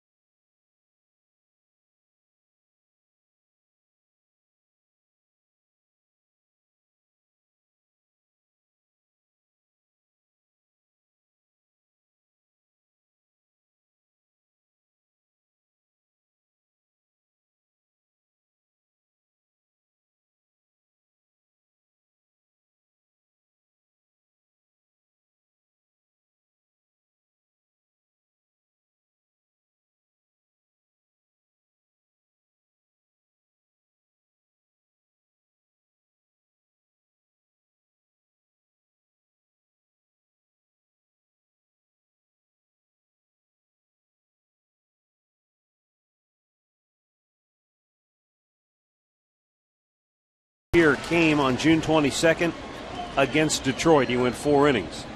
Gave up 8 runs on 8 hits in that game. Today he goes 4 1/3, and he's out after allowing 4 runs on 6 hits. Now it's up to CLE to try to hold the Tigers at bay. With 2 on and 1 out, he's got Ian Kinsler at the plate.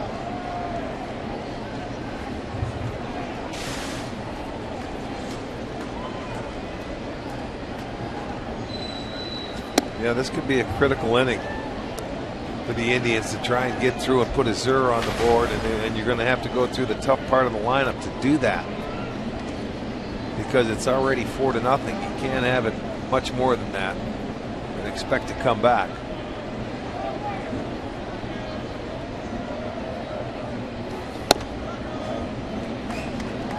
He's 2-0 to Ian Kinsler.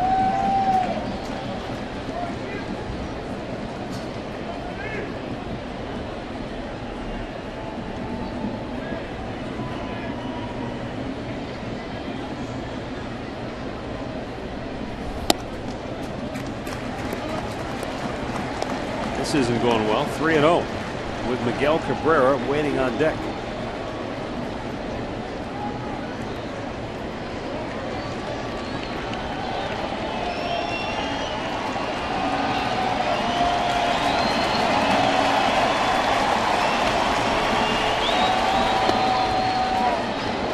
Low right at the knees, and it's 3-1. Kinsler will be waiting for a fastball here.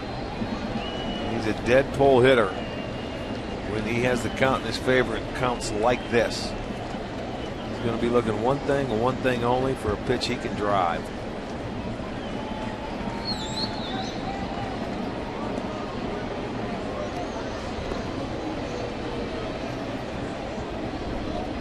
CLE in his 3rd stint with the Tribe this year.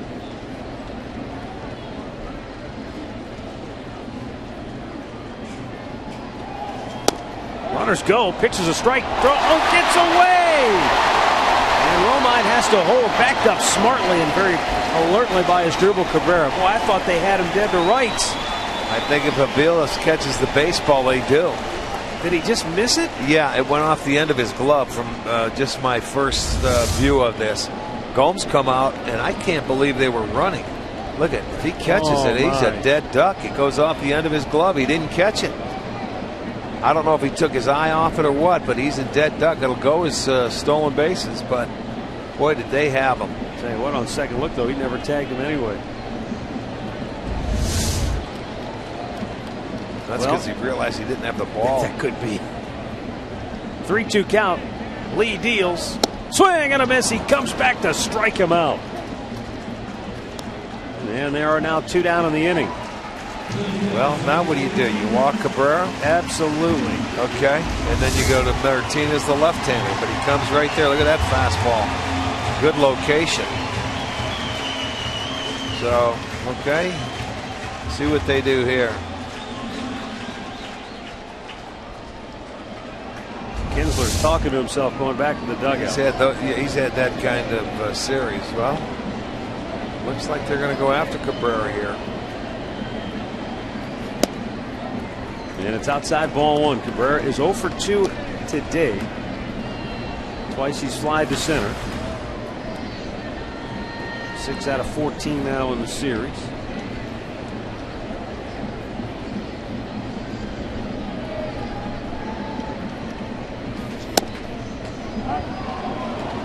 Called strike outside corner, and they count 1-1.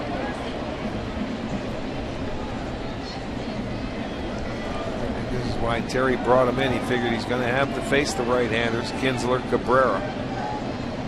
Even though first base is open, this is the guy that he's the best RBI guy in the game. But he's ahead of him. He's been away for strike 1. He gets him to swing at a pitch inside. He fouls it off.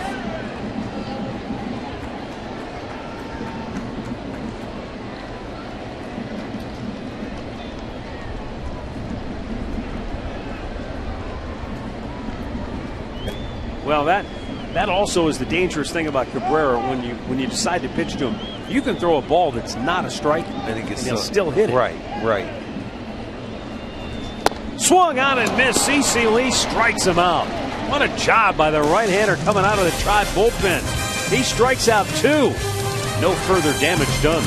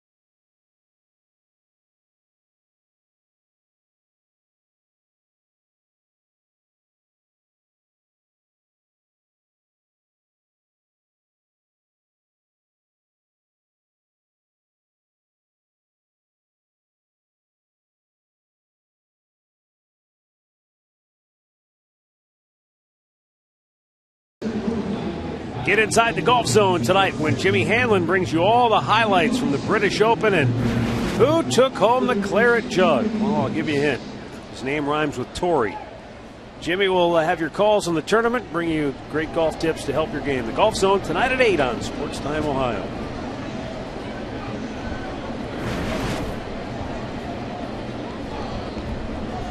Mike Aviles will lead off here in the 6th inning. Indians down 4. Still plenty of time. But the Indians haven't generated anything to this point against Drew Smyly. Just 1 base hit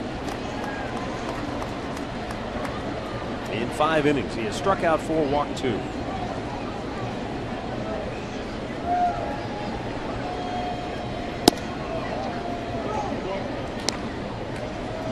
If anything, though, we have seen this Indians offense, in particular in this series, they can put up a crooked number in a hurry. Yeah, you just need something to happen. Not a lot with their first hit. It was a 2-out hit. Tough to do anything there. See him get the leadoff man aboard.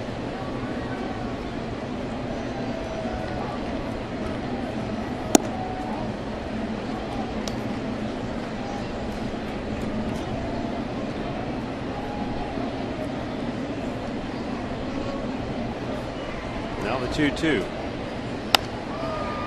When you're facing a guy like a Smyly, Rick, a guy who's got obviously a pretty good curveball today, or what's the chatter in the dugout? Is it, look for the curveball in certain counts or try to get his fastball early in the count? Yeah, maybe stay in the middle part of that field so you can stay on it. He's been very effective with his off-speed pitches today. And then all of a sudden, boom, he throws a little dart out there now and shows you that fastball and tries to paint it, but then comes back with a good curveball or good changeup. So for you to stay back and maybe use the other part of the field, he'll have you out front. There haven't been a lot of balls hit hard. Gomes got the breaking ball down and away, but where did he hit it? Right center field. Aviles finds the hole, and the Indians have their leadoff man aboard for just the 2nd time today. All right, there's your start. And we'll turn it over now to the top of the order. Before that, here's our in-game recap brought to you by Toyota. Ian Kinsler with an RBI single in the 1st inning, and then Victor Martinez brought home Ian Kinsler with a sacrifice fly. It stayed that way until 2 outs in the 4th inning, and Torrey Hunter hit a 2-run tater, and that made it 4-0. That's where we stand here in the 6th. Well, that's why I thought that last inning was a big inning for the Indians to keep it where they did. C.C. Lee coming in doing a nice job getting back-to-back strikeouts to keep it a 4-0 game, and now you have your leadoff man. If you can get a run in here or get something on the board now in this 6th inning, That would give them a nice little spark.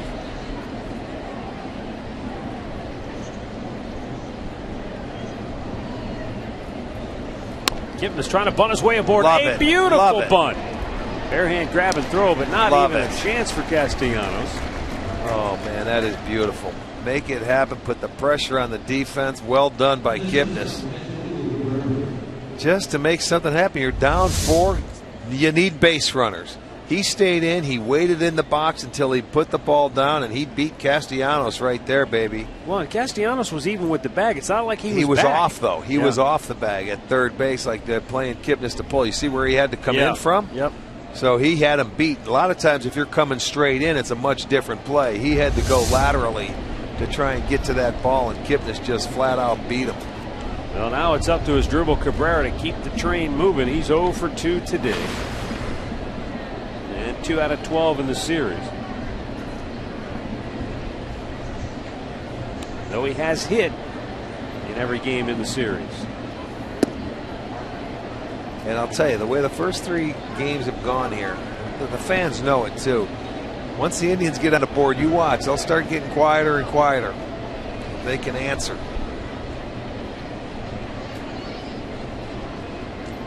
There have been no easy moments in the series for Brad Ausmus.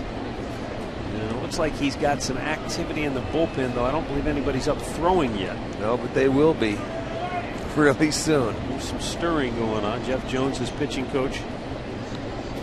There's Dave Clark leaning over the railing.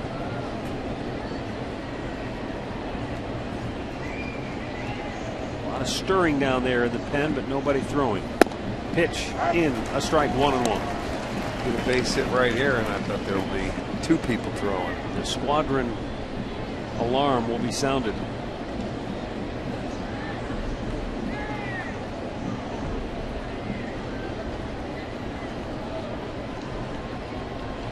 Third time Cabrera's seen Smiley today. And the 1-1 is swung on and missed. Boy, he was swinging for the downs. Now, you don't need the homer, as Julie, you need a base hit. You got a fastball. And he just swings through it.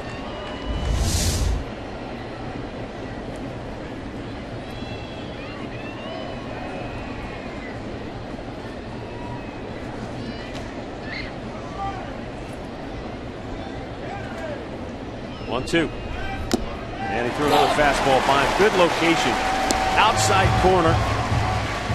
And it's the 5th strikeout for Drew Smiley. And for him, it couldn't have come at a better time. Time now for a Mazda game break. We'll go back to the studios. Here's Al Pawlowski.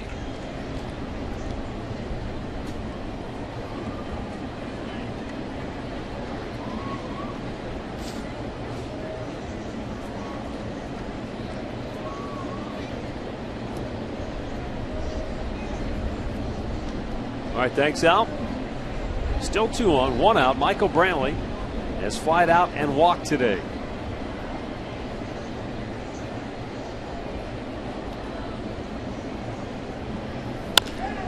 In the air, center field, right at Jackson. And that won't get it done. The runners hold 2 down.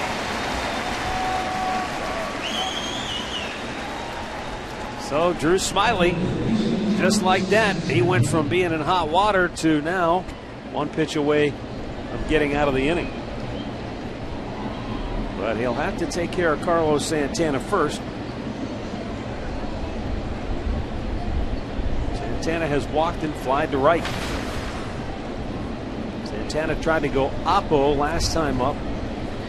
He hit it pretty well, but didn't get enough of it to drive it over the head of Torrey Hunter.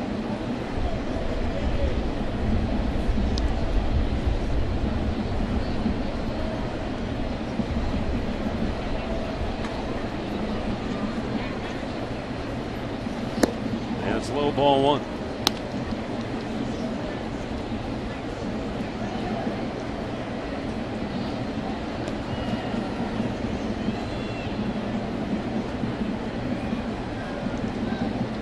Desperately needing to get on the board, trying to cut into this lead. Outside 2-0. Right-handed hitting Ryan Rayburn on deck would be next. Santana halfway to another walk. He's already earned 67 free passes this year. That's the most in the American League. I think it's the most in all of baseball. Check the National League. Well, I want to see him drive in a couple here and find the gap. Yeah, it is. Hopes it up. And the second baseman Kinsler is under it. The rally fizzles, and the Indians are still blank through 6.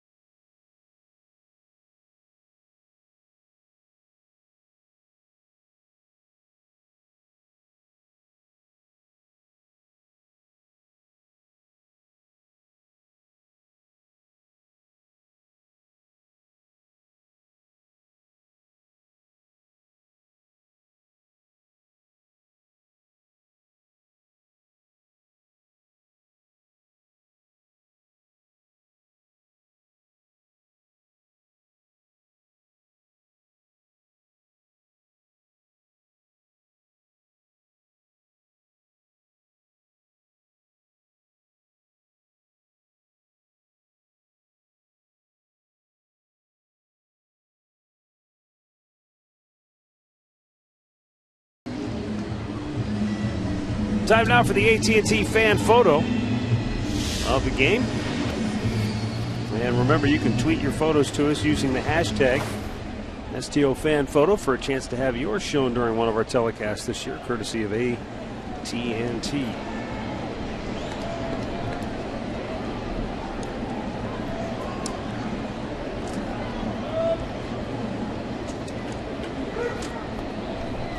Victor Martinez will start the bottom of the 6th for Detroit. C.C. Lee fires it in there and a swing and a miss.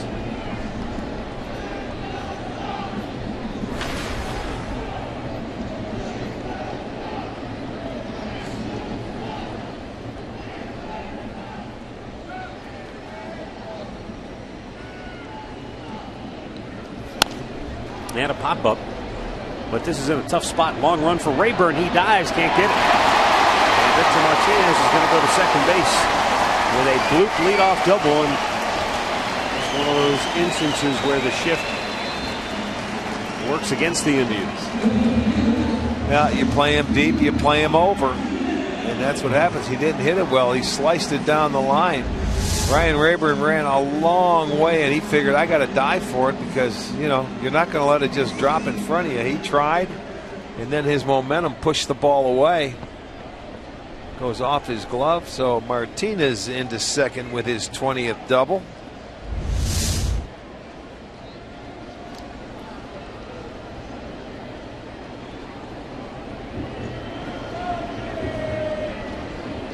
Now J.D. Martinez, who singled and scored his last time up, takes the ball inside.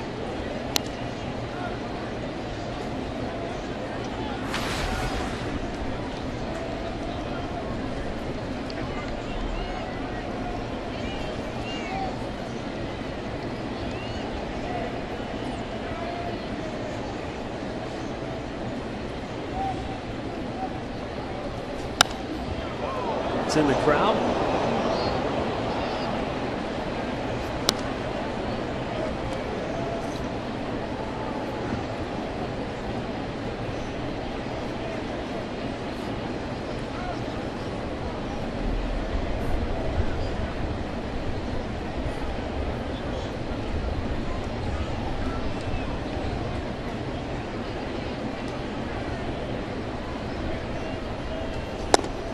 Down and in, he misses. And that's now 2 balls and a strike.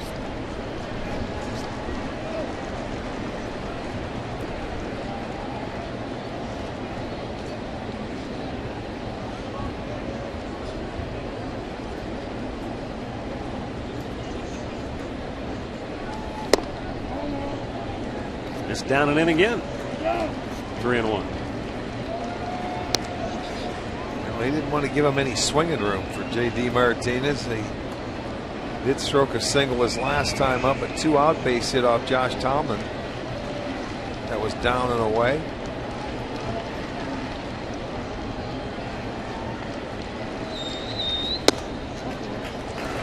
And he walks him. So Lee struck out the 2 batters he faced in the 5th inning. Critical outs at that juncture. But now a bloop double and a walk. And the Tigers are right back in business now in the 6th with Torrey Hunter coming to the plate. Hunter hurt him in the 4th with a 2-out 2-run homer.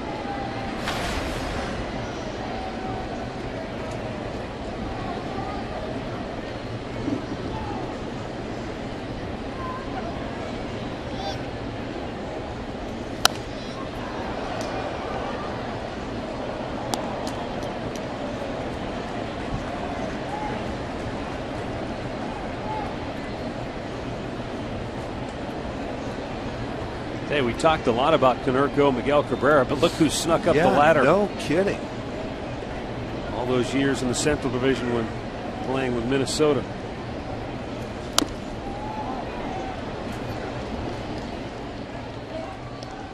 Picked down a hanging curveball in the 4th inning off Josh Tomlin. You can see he knew he got enough of it as soon as it left the bat.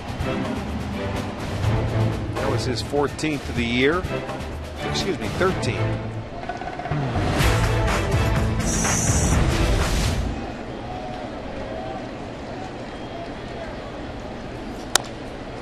To right field. Murphy's there. Makes the grab. Runners hold, 1 away.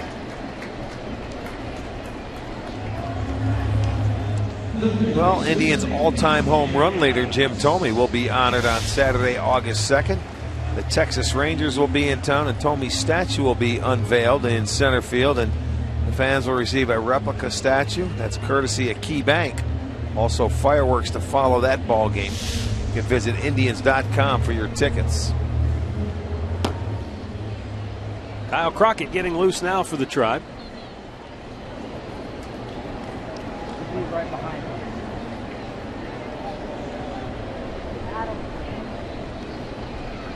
Nick Castellanos has grounded out twice here this afternoon.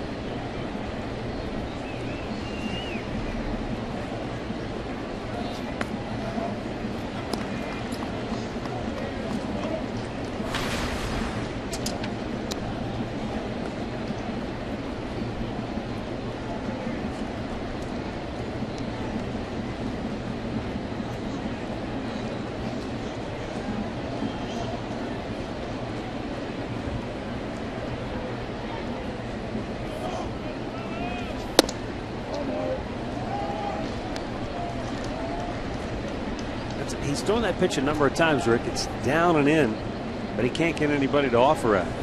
Well, they're looking something out over the plate, and they're just not early in the count going to swing at something that's going to be inside. Now, if you hit that a couple of times for a strike, that may change a little game plan. But he's been in off the plate with it. There it is again. You know, almost like it's got too much movement. You know, once the hitters get to that situation now where they have the count in their favor, whether it's 1-0, I don't care. They start getting a little more selective and selective as the count gets in their favor. Where there's no need to swing at a pitch that you don't like, even if it is a strike, or you can't get a good part of the bat on the ball. See, he swung at a pitch inside there, but he gets the base hit. In the left field, the bases are loaded as Martinez stops at third. He had to pull his hands in, and maybe because he's been inside so much in this at bat, he might have been looking in there. And he really pulled those hands in on that pitch, but he gets the ball through. I thought it was a ground ball. He was going to have a chance to get a double play. That one was down and in. It was on the plate for a strike. But he finds the hole. The bases are loaded. And Terry Francona coming to the mound to make a pitching change. Well, he's going to go to the youngster Kyle Crockett. The left-hander will come in to face the left-handed hitting Alex Avila. But the bases are loaded with one out here in the sixth, and the Indians trailing it 4-0.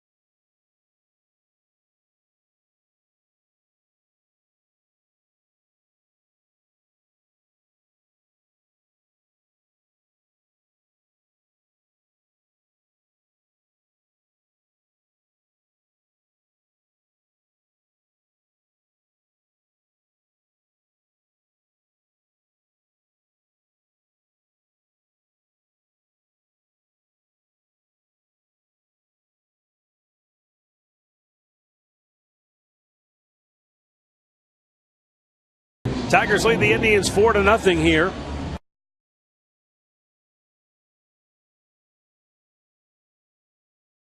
It gets underway right here on Sports Time Ohio. All you need to know on a daily basis. It begins next Saturday at 10:30 p.m. as the Browns get training camp kicked off in Berea. Kyle Crockett, he's in a tough spot. Bases loaded with one out. And he's got Alex Avila at the plate. Tigers trying to put this one away. The Indians clawing to try and stay in it.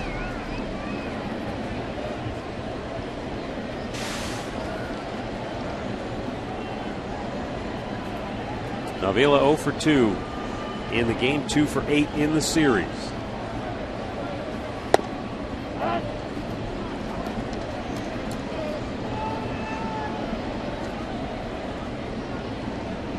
For the year, Avila batting just .231, but in his last 31 games, which at this point you're talking about 1/3 of the season, he's hit at a .272 clip. And it's outside of 1-1.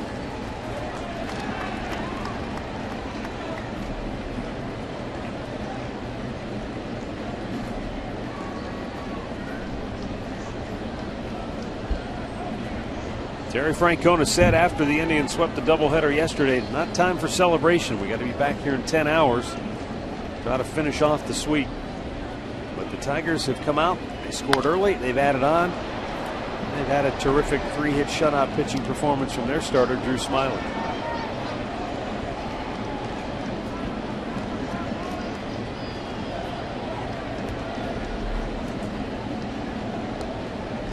Tigers have it loaded up with Martinez, and Castellanos.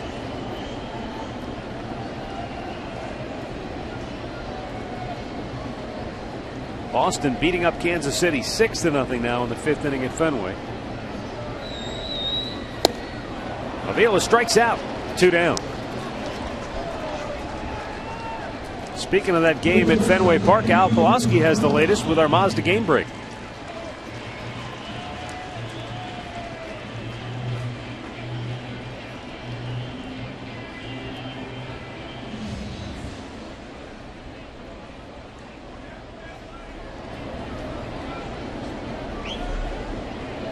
All right, thanks, Al. The Indians began the day a game and a half better than KC in the Central Division standings.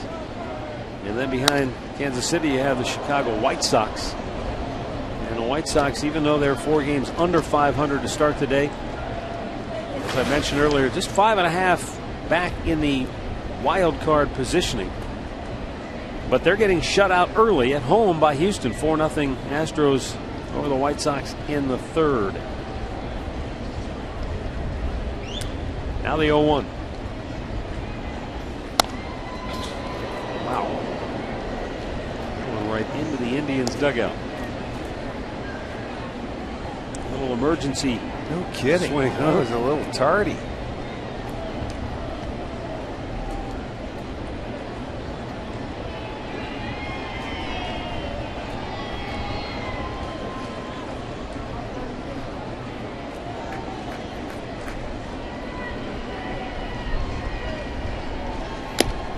Swing and a miss, strikes him out.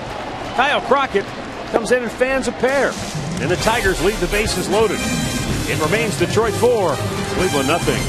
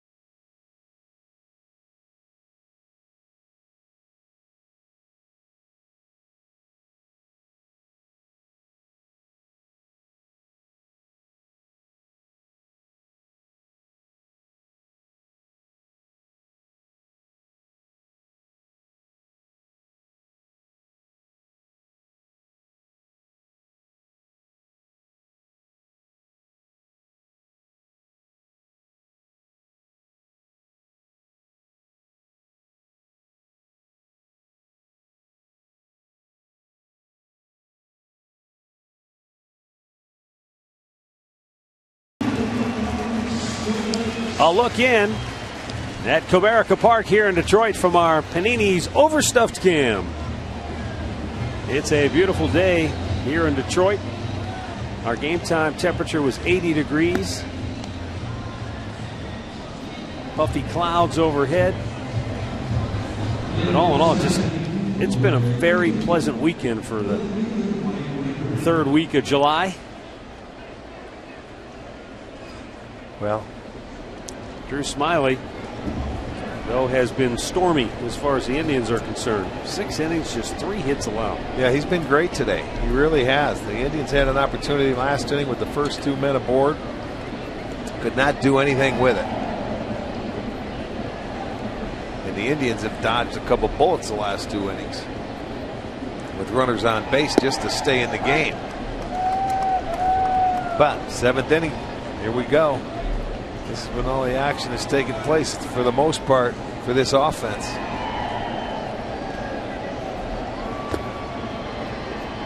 It's been the Indians' best inning this season offensively by far. They've scored 62 runs in the 7th.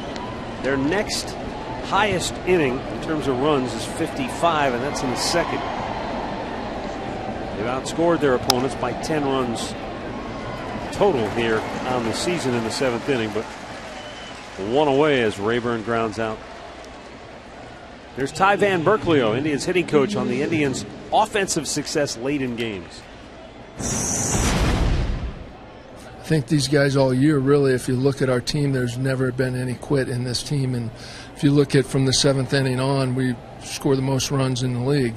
So we have the ability to come back, and, I think that's important.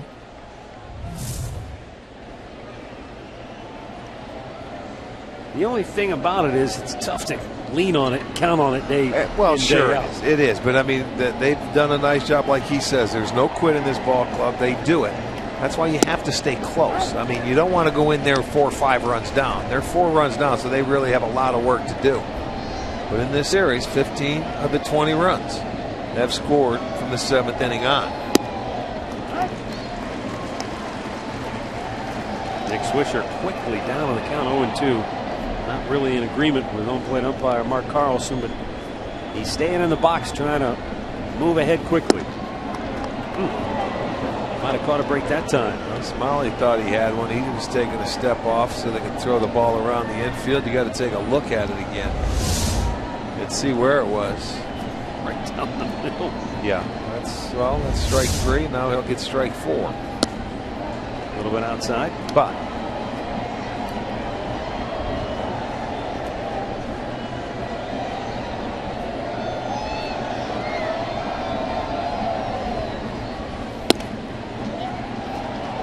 now a full count. And Yan Gomes waiting on deck as the Indians try to mount some sort of an offensive rally here late in the game. Swisher with a ground ball to short. Well behind. Throws him out. 1 or 2 down.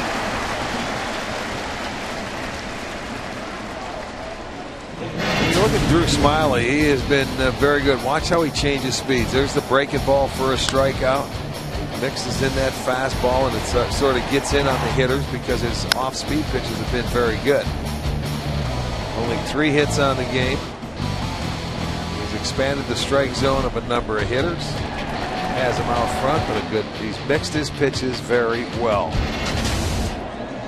It's only his 2nd start against the Indians this year. In his 1st start, he did not have his control. He threw a lot of pitches. It was a no decision. But he walked 5 Indians batters, and that was a season high for him.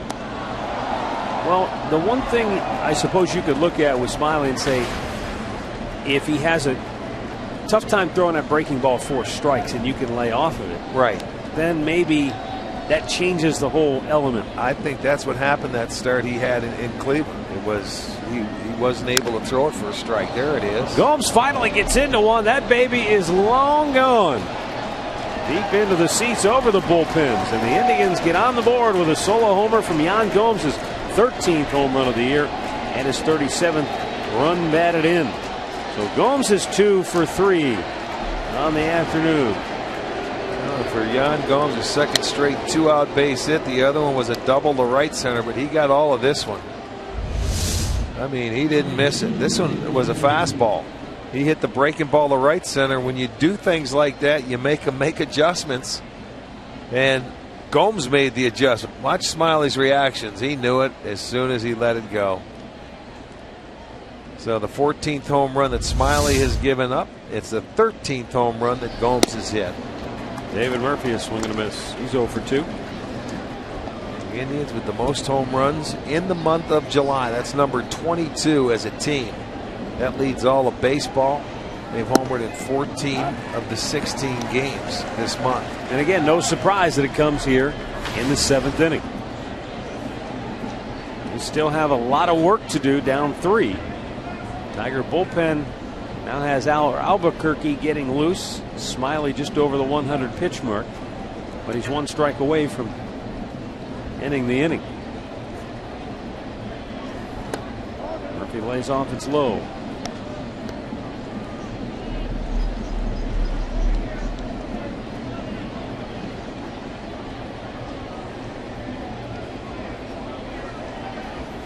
He swung and missed the ball off the plate.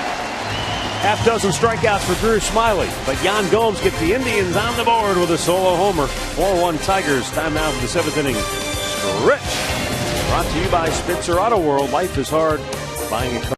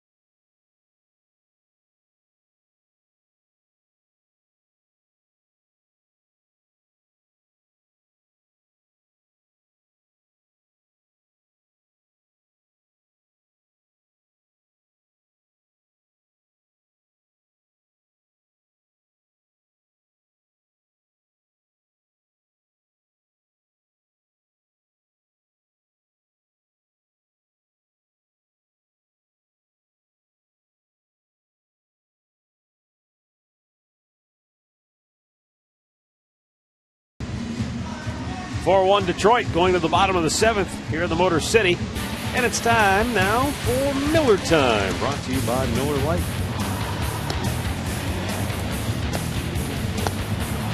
Well, you see C.C. Lee when he comes into a tight situation, back-to-back strikeouts, and Kyle Crockett with the bases loaded comes out. 1 strikeout, 2 strikes out. Gets Avila, gets Romine. So the bullpen again coming on and doing a fine job escaping the last 2 innings. Austin Adams, his 31st appearance. Well, actually, that's what he did at AAA Columbus. 1 game with the big league club, so his 32nd appearance overall of the season. 2nd, though, here at the big league level, and he's got the top of the order.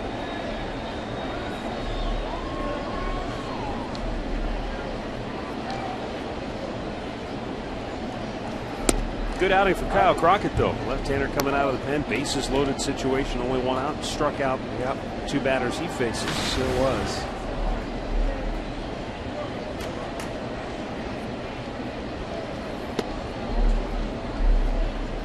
Yeah, if Detroit was hitting like they can normally hit, this would not be a ball game right now, but the Indians are still in it.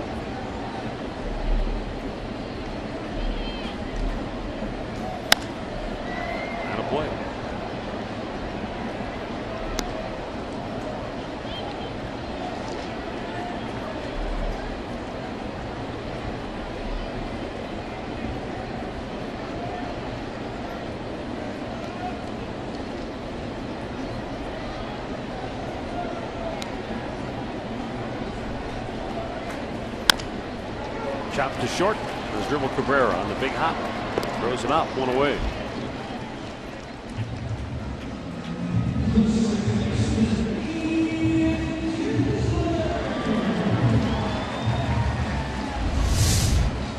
Our Wendy slow-mo replay. You see Yan Gomes drop the old barrelhead. Well, he ended up earning that pitch because his at-bat before. He hit the breaking ball to right center, so it was time to throw him a fastball, and he deposits that one into the seats. Another pop-up by Ian Kinsler. He's had a miserable series. 2 down. Kinsler 1 for 16 in the series.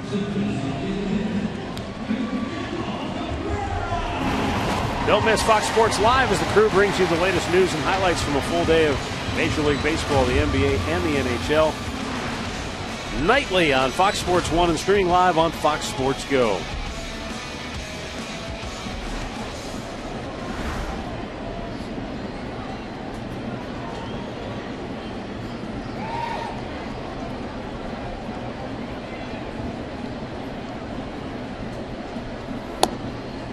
In for a strike to Miguel Cabrera, who was 0 for 3 today.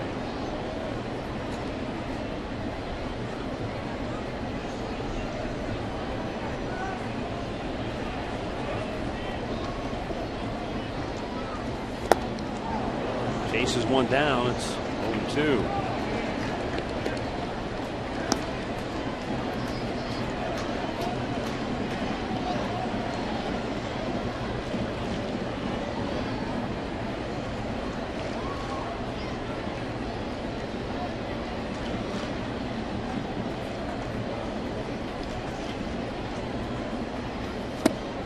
How about that? 3 pitches. Austin Adams disposes of Miguel Cabrera. And a 1-2-3-7 for the right-hander.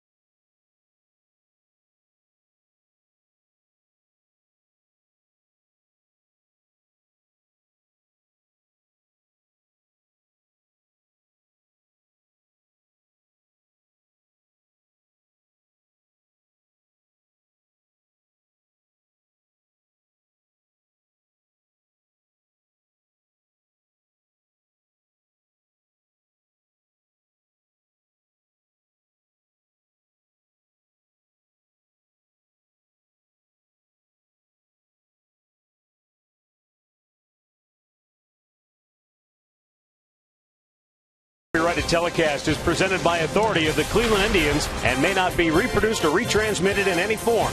And the accounts and descriptions of this game may not be disseminated without the express written consent of the Cleveland Indians.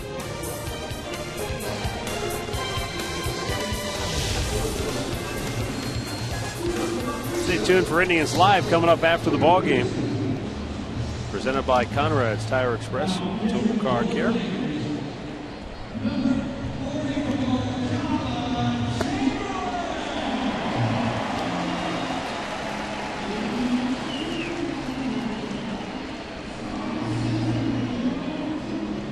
Calvin Chamberlain on now for Detroit. And the Indians look like they'll be going to their bench for pinch hitter. Looks like Lonnie Chisenhall has moved into the on-deck circle to bat for Mike Aviles. Yeah, the Indians down to 6 outs here. Still only down 3 runs in this game. Chamberlain for the 43rd time. This guy's turned in, you know, used to have a great fastball when he came up. Not that he doesn't have a good fastball, but it seems like he throws a ton of sliders now. That is his bread and butter that he will go to. That's, I guess you could call it, his go-to pitch.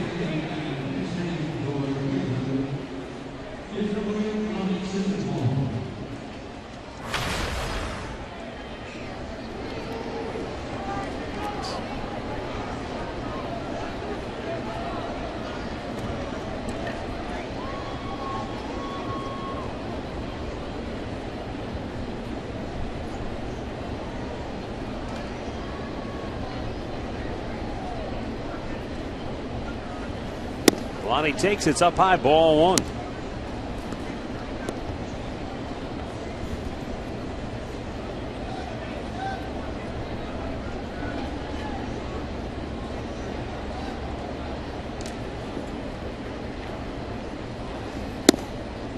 Bullseye.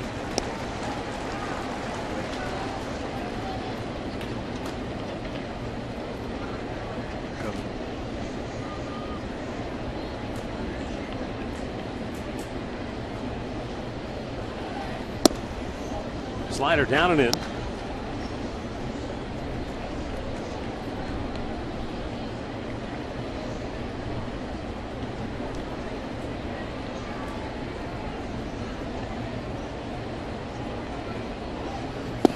And a breaking ball over the outside corner. 2-2.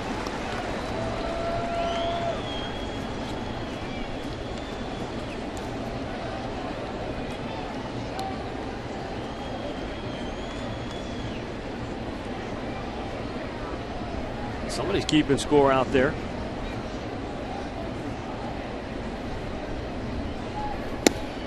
That breaking ball up high. Boy, you're not kidding, man. It's breaking ball, breaking ball. Yeah, you may see one fastball on that bat, and he goes and lives with that slider. You can see the big scar on his pitching arm from the Tommy John surgery. High pop. Shortstop Romine makes the catch. So on a 3-2 pitch, Chisenhall is out, 1 away.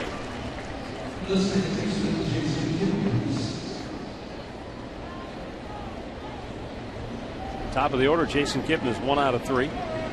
He had a bunt single in the 6th. It looked like the Indians were about to maybe mount a comeback. They had 2 on, nobody out, but then Cabrera struck out, Brantley flied out, Santana popped up, and that was that. The only run of the game, a solo homer with 2 outs in the 7th by Yan Gomes.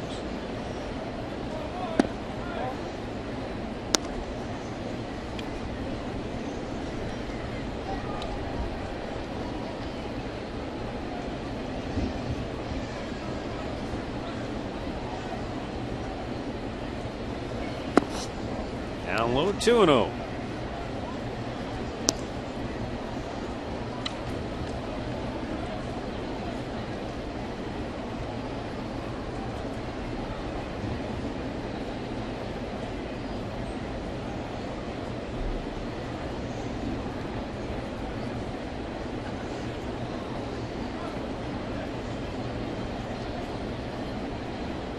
Vila calls for a fastball, I believe. And it's up and away at just 92 miles an hour. Well, 2-0. He's going to come back with the fastball, but when you miss, they'll get base runners any way they can. They'll take a walk any way to get on.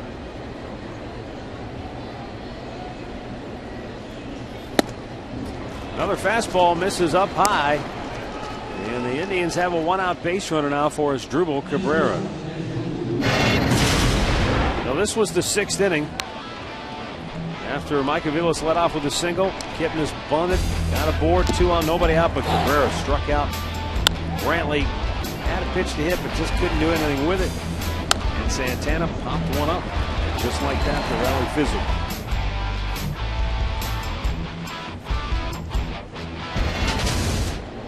But all things considered, they're still within striking distance.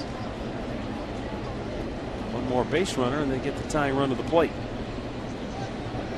And you got the meat of the order behind Asdrubal Cabrera. He squared bunt but pulled it back.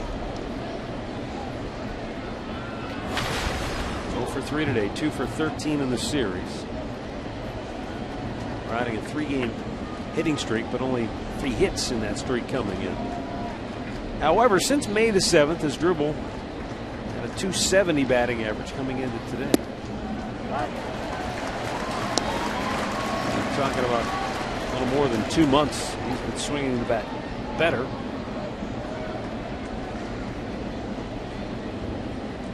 But his batting average overall still just below .250.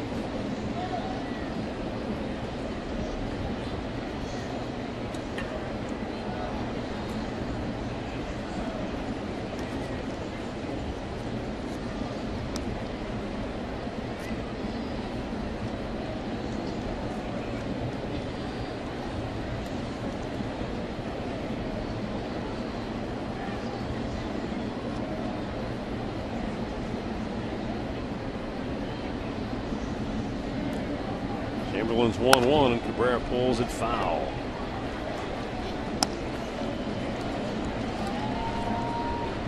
Back.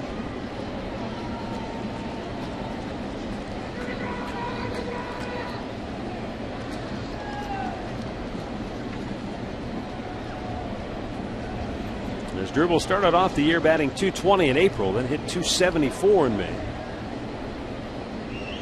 June he batted .243, but so far in July he came into today batting .270. So it's been a truly an up and down kind of season for Cabrera. He takes one just off the outside corner, much to the dismay of the 41,736 in attendance today here at Comerica Park for the series finale. Clearly it was off the plate. He tries to make that fastball perfect. He doesn't let you really give you a chance to try and swing at it or hit it. Come back with the breaking balls. You're going right back out again. Runner goes and it's fouled back. Followed up with another fastball. Well, he's getting a little more velocity. Early has. in the inning it was at 92, now 94, 95. Started to get loose.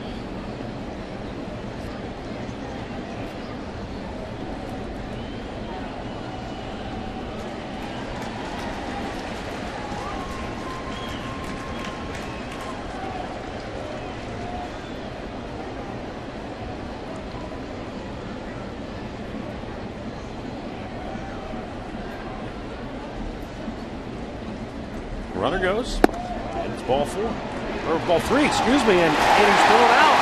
Kipnis says no way. He's asking for Francona to come out.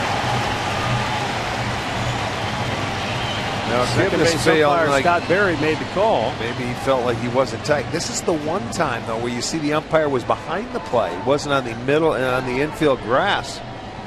He was behind second base. Let's take a look and see. There's a pitch down in the zone. Avila comes up, makes a really nice throw.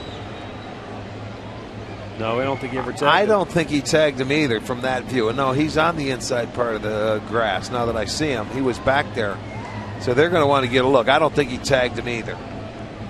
I don't know if it'll show that on the views or they may have a different look at it. But they are going to go take a peek. It will be a Cleveland challenge. Now, again, it comes down to, clear video evidence. I think that's pretty clear. The thing you look for on a tag play, Rick, is did the did the pant leg, did you see a ripple in the pant leg, anything of that nature? It looked like just a clear whiff. Well, you see, they're thinking he tagged him. I think he whiffed. I really do. I don't think he touched him. And I'll tell you, that's a big call for the Indians, because if he's out, then there's nobody on and there's 2 outs. If he gets himself in the scoring position, okay. Because now you see, they're thinking, the fans, that they tagged him. He didn't tag him there. See, they're showing you a play here where they think he tagged him in the knee, and I just think he whiffs. Well, they call him out. I don't know what they saw. Okay. It sure looked like a miss on the tag. I didn't see anything on the replay that convinced me that he truly was tagged out. But that was the call on the field, so they have a different look at it. Call is confirmed.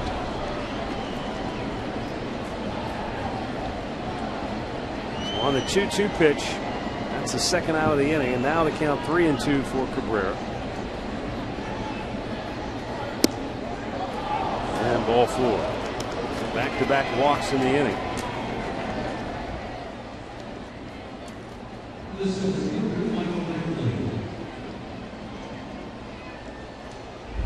All right, now we might have a second look here that would indicate an out. Let's see. I still don't see it.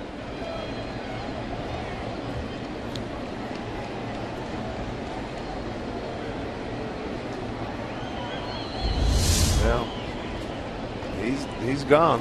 More importantly, down 3 runs. That's you got to make it. You got to make it. Right. Especially this late in the game. Now you'd have the tying run at the plate.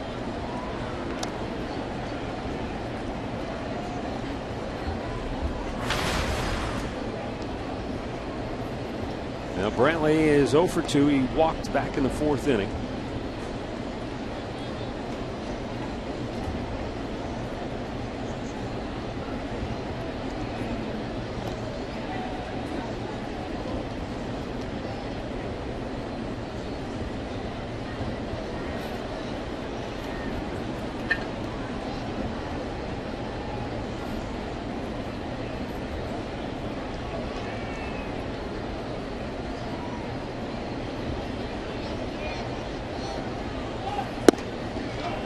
Outside corner.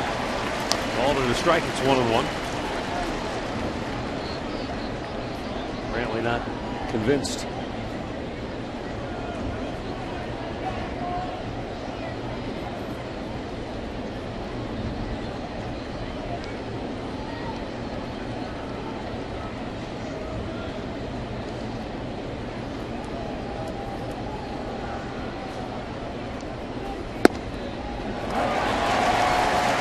Chamberlain is ahead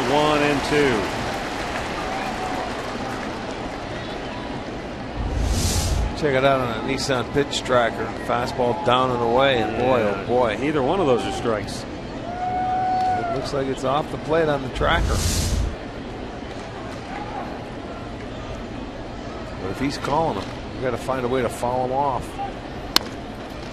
Ground ball to short. That should end the inning, and it will.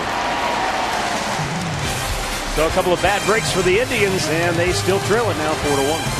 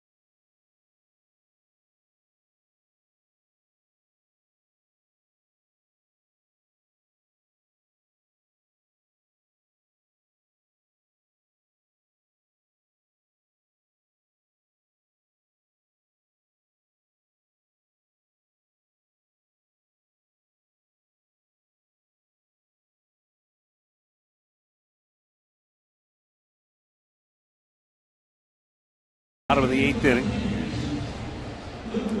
Monty Chisenhall now in a game at third base. Jason Kipnis has spent the entire portion of this in-between inning talking to the second base umpire, Scott Berry, who made the call. Whether he's talking about the video evidence or whether he's just talking about, you know, who saw what. But now that I got another chance to look at it, you can see the pant leg of Kipnis move right when that ball, right when the glove tagged him above the knee on the right kneecap. So that's what they used to confirm the call on the field, and they were right. But more to your point, you know, when you're down 3 runs, you got to know you can make it there because you can't afford to give up an out. Yeah, you can't make it out. You're down to 5 outs. Every out's precious. Yeah. Right. So, 1 down here in the bottom of the 8th as the Indians are now down to their last 3 outs. And they've got a 3-run deficit to try and make up.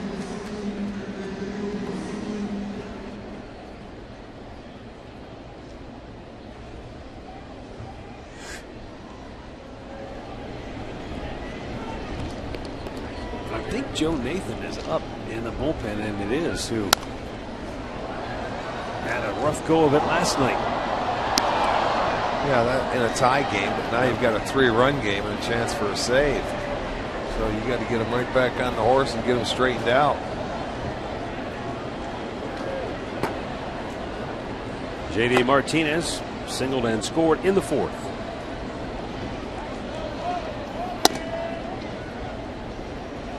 The count 1-1. I'll tell you one thing, Austin Adams is coming here, and he has thrown strikes. He's filling it up, 9 out of 11.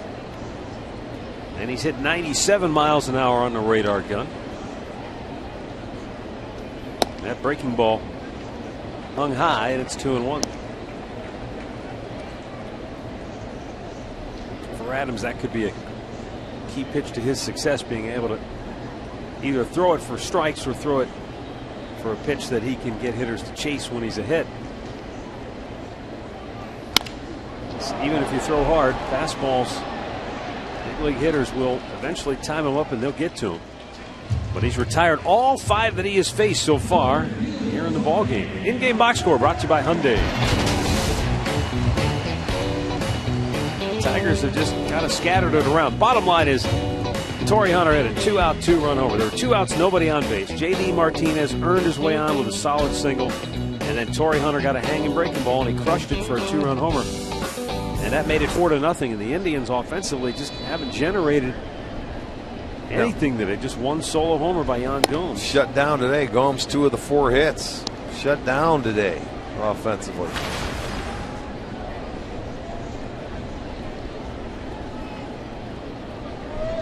But if Adams can get Hunter, they've still got 3 outs to play with in the ninth. And the way they have battled this year, I wouldn't be at all surprised to see him get the tying run at least to the plate.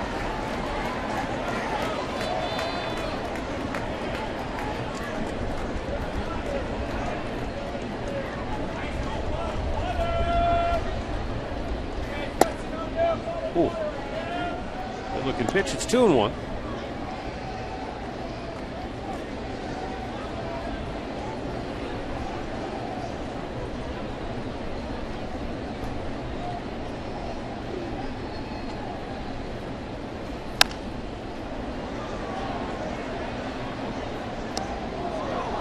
Count evens up.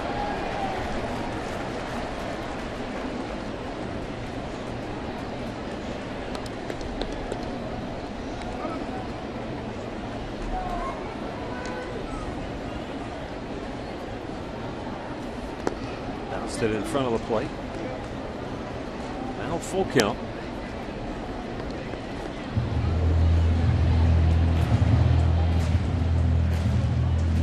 More roster changes ahead for the Indians heading into their series that starts tomorrow in Minnesota. They'll be adding starting pitchers both Monday and Tuesday. You saw Katie told us earlier. It'll be TJ House Monday, Danny Salazar Tuesday. Hunter draws a walk, snaps a string of 5 in a row, set down by Adams. Keeps the inning alive for Castellanos. Indians Live presented by Conrad's Tire Express and Total Car Care coming up next here on Sports Time Ohio.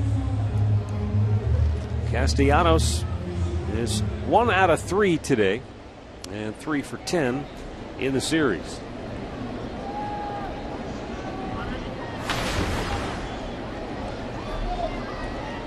Red Sox continue to shut out Kansas City 6-0.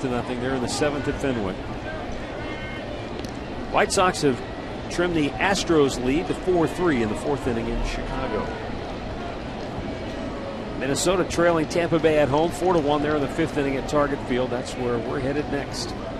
Our first trip to Minnesota this year. I was going to say our first visit, which is hard to believe, coming on July 21st. That means we will make 3 stops there before the end of the season. That's hit hard and deep. Right center field, that's trouble. It is off the wall. Torrey Hunter around third. They're going to wave him home. And he will score. 5-1 Detroit. The 2-out walk comes home to score. As Castellanos has hits in his last 2 at-bats here today. Second time that they've been able to have 2 outs, nobody on, and come back and score. After the 2-out walk, Adams gives up a double to right center field. Castellanos did a nice job of staying on that baseball. His 23rd double, and he drives it. So now Francona is going to come make another move. Go back and get a left-hander for Avila. And he had 5. The first 5 he faced to try and get him out of there, but just couldn't get out of this inning.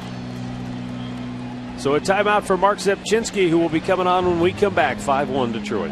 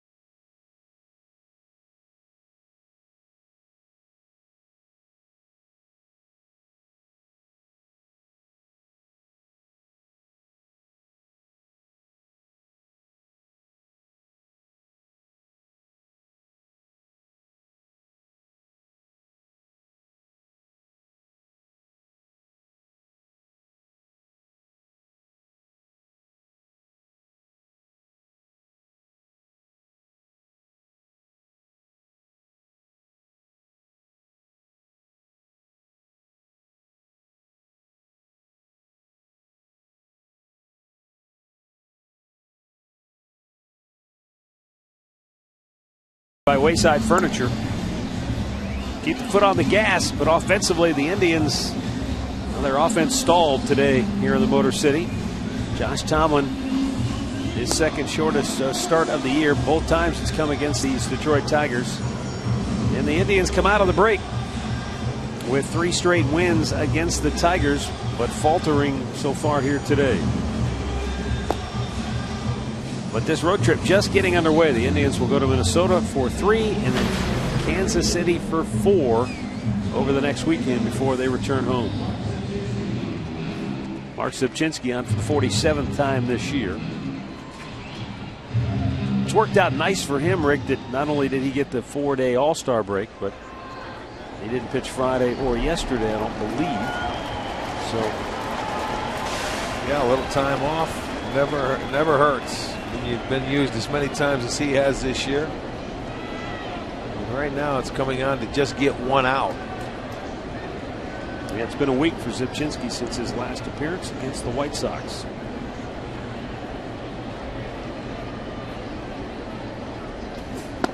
Down low, ball 1.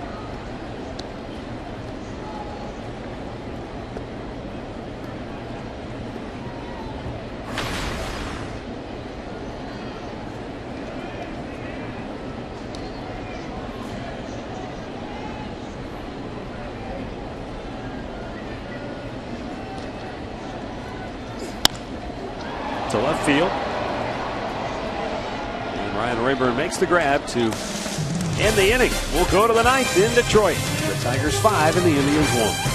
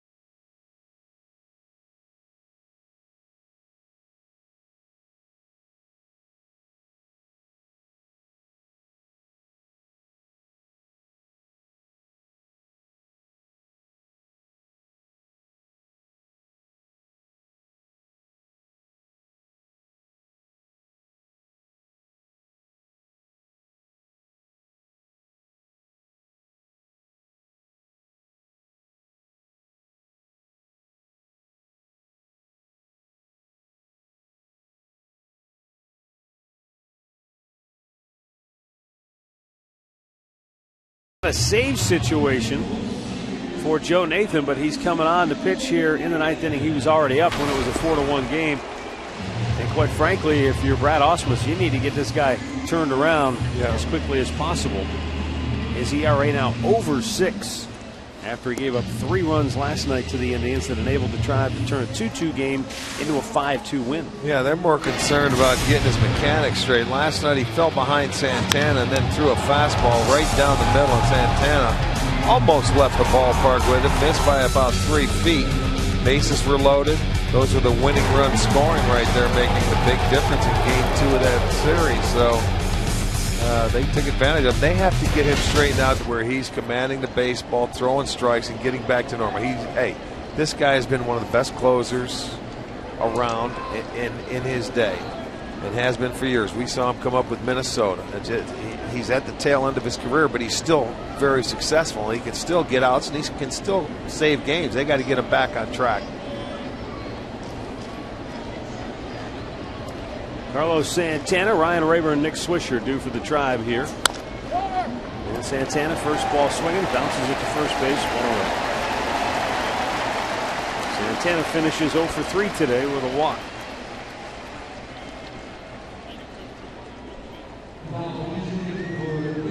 So odd, Santana almost, he's 4th in the league, averaging almost 4.5 pitches per plate appearance.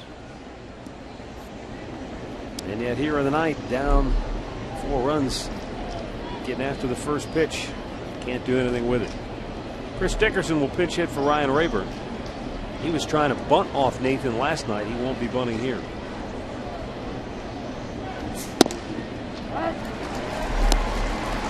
Was that against Nathan, or was that the inning before? No, that was against Nathan. That was against Nathan, first and second. And he had 2 home runs. They tried to get him to move the runners along, and he was just either making perfect hits or they were off. They got to a 3-1 count. He had squared around and made 2 perfect pitches and got the calls.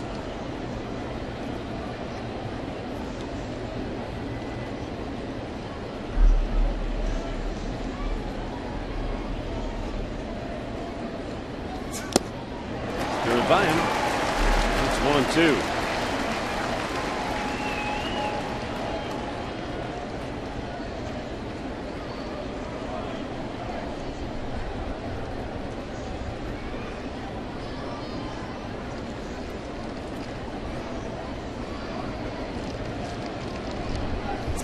Upstairs, couldn't get him to chase.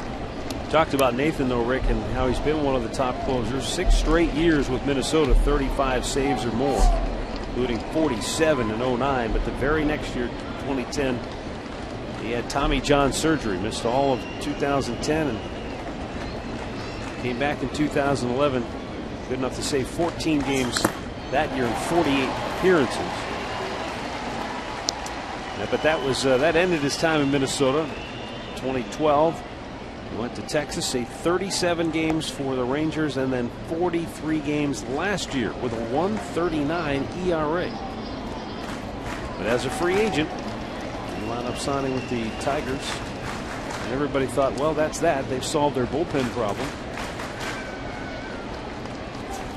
2 swing and a miss. He strikes him out. And I'm sure with Detroit,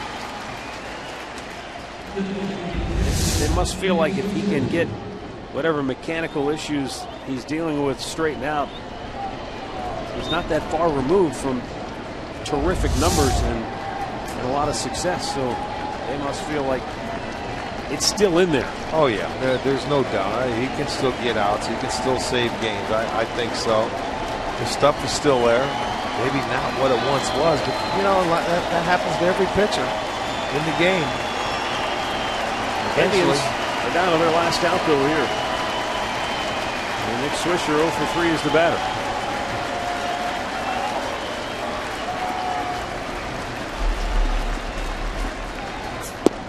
Outside corner strike.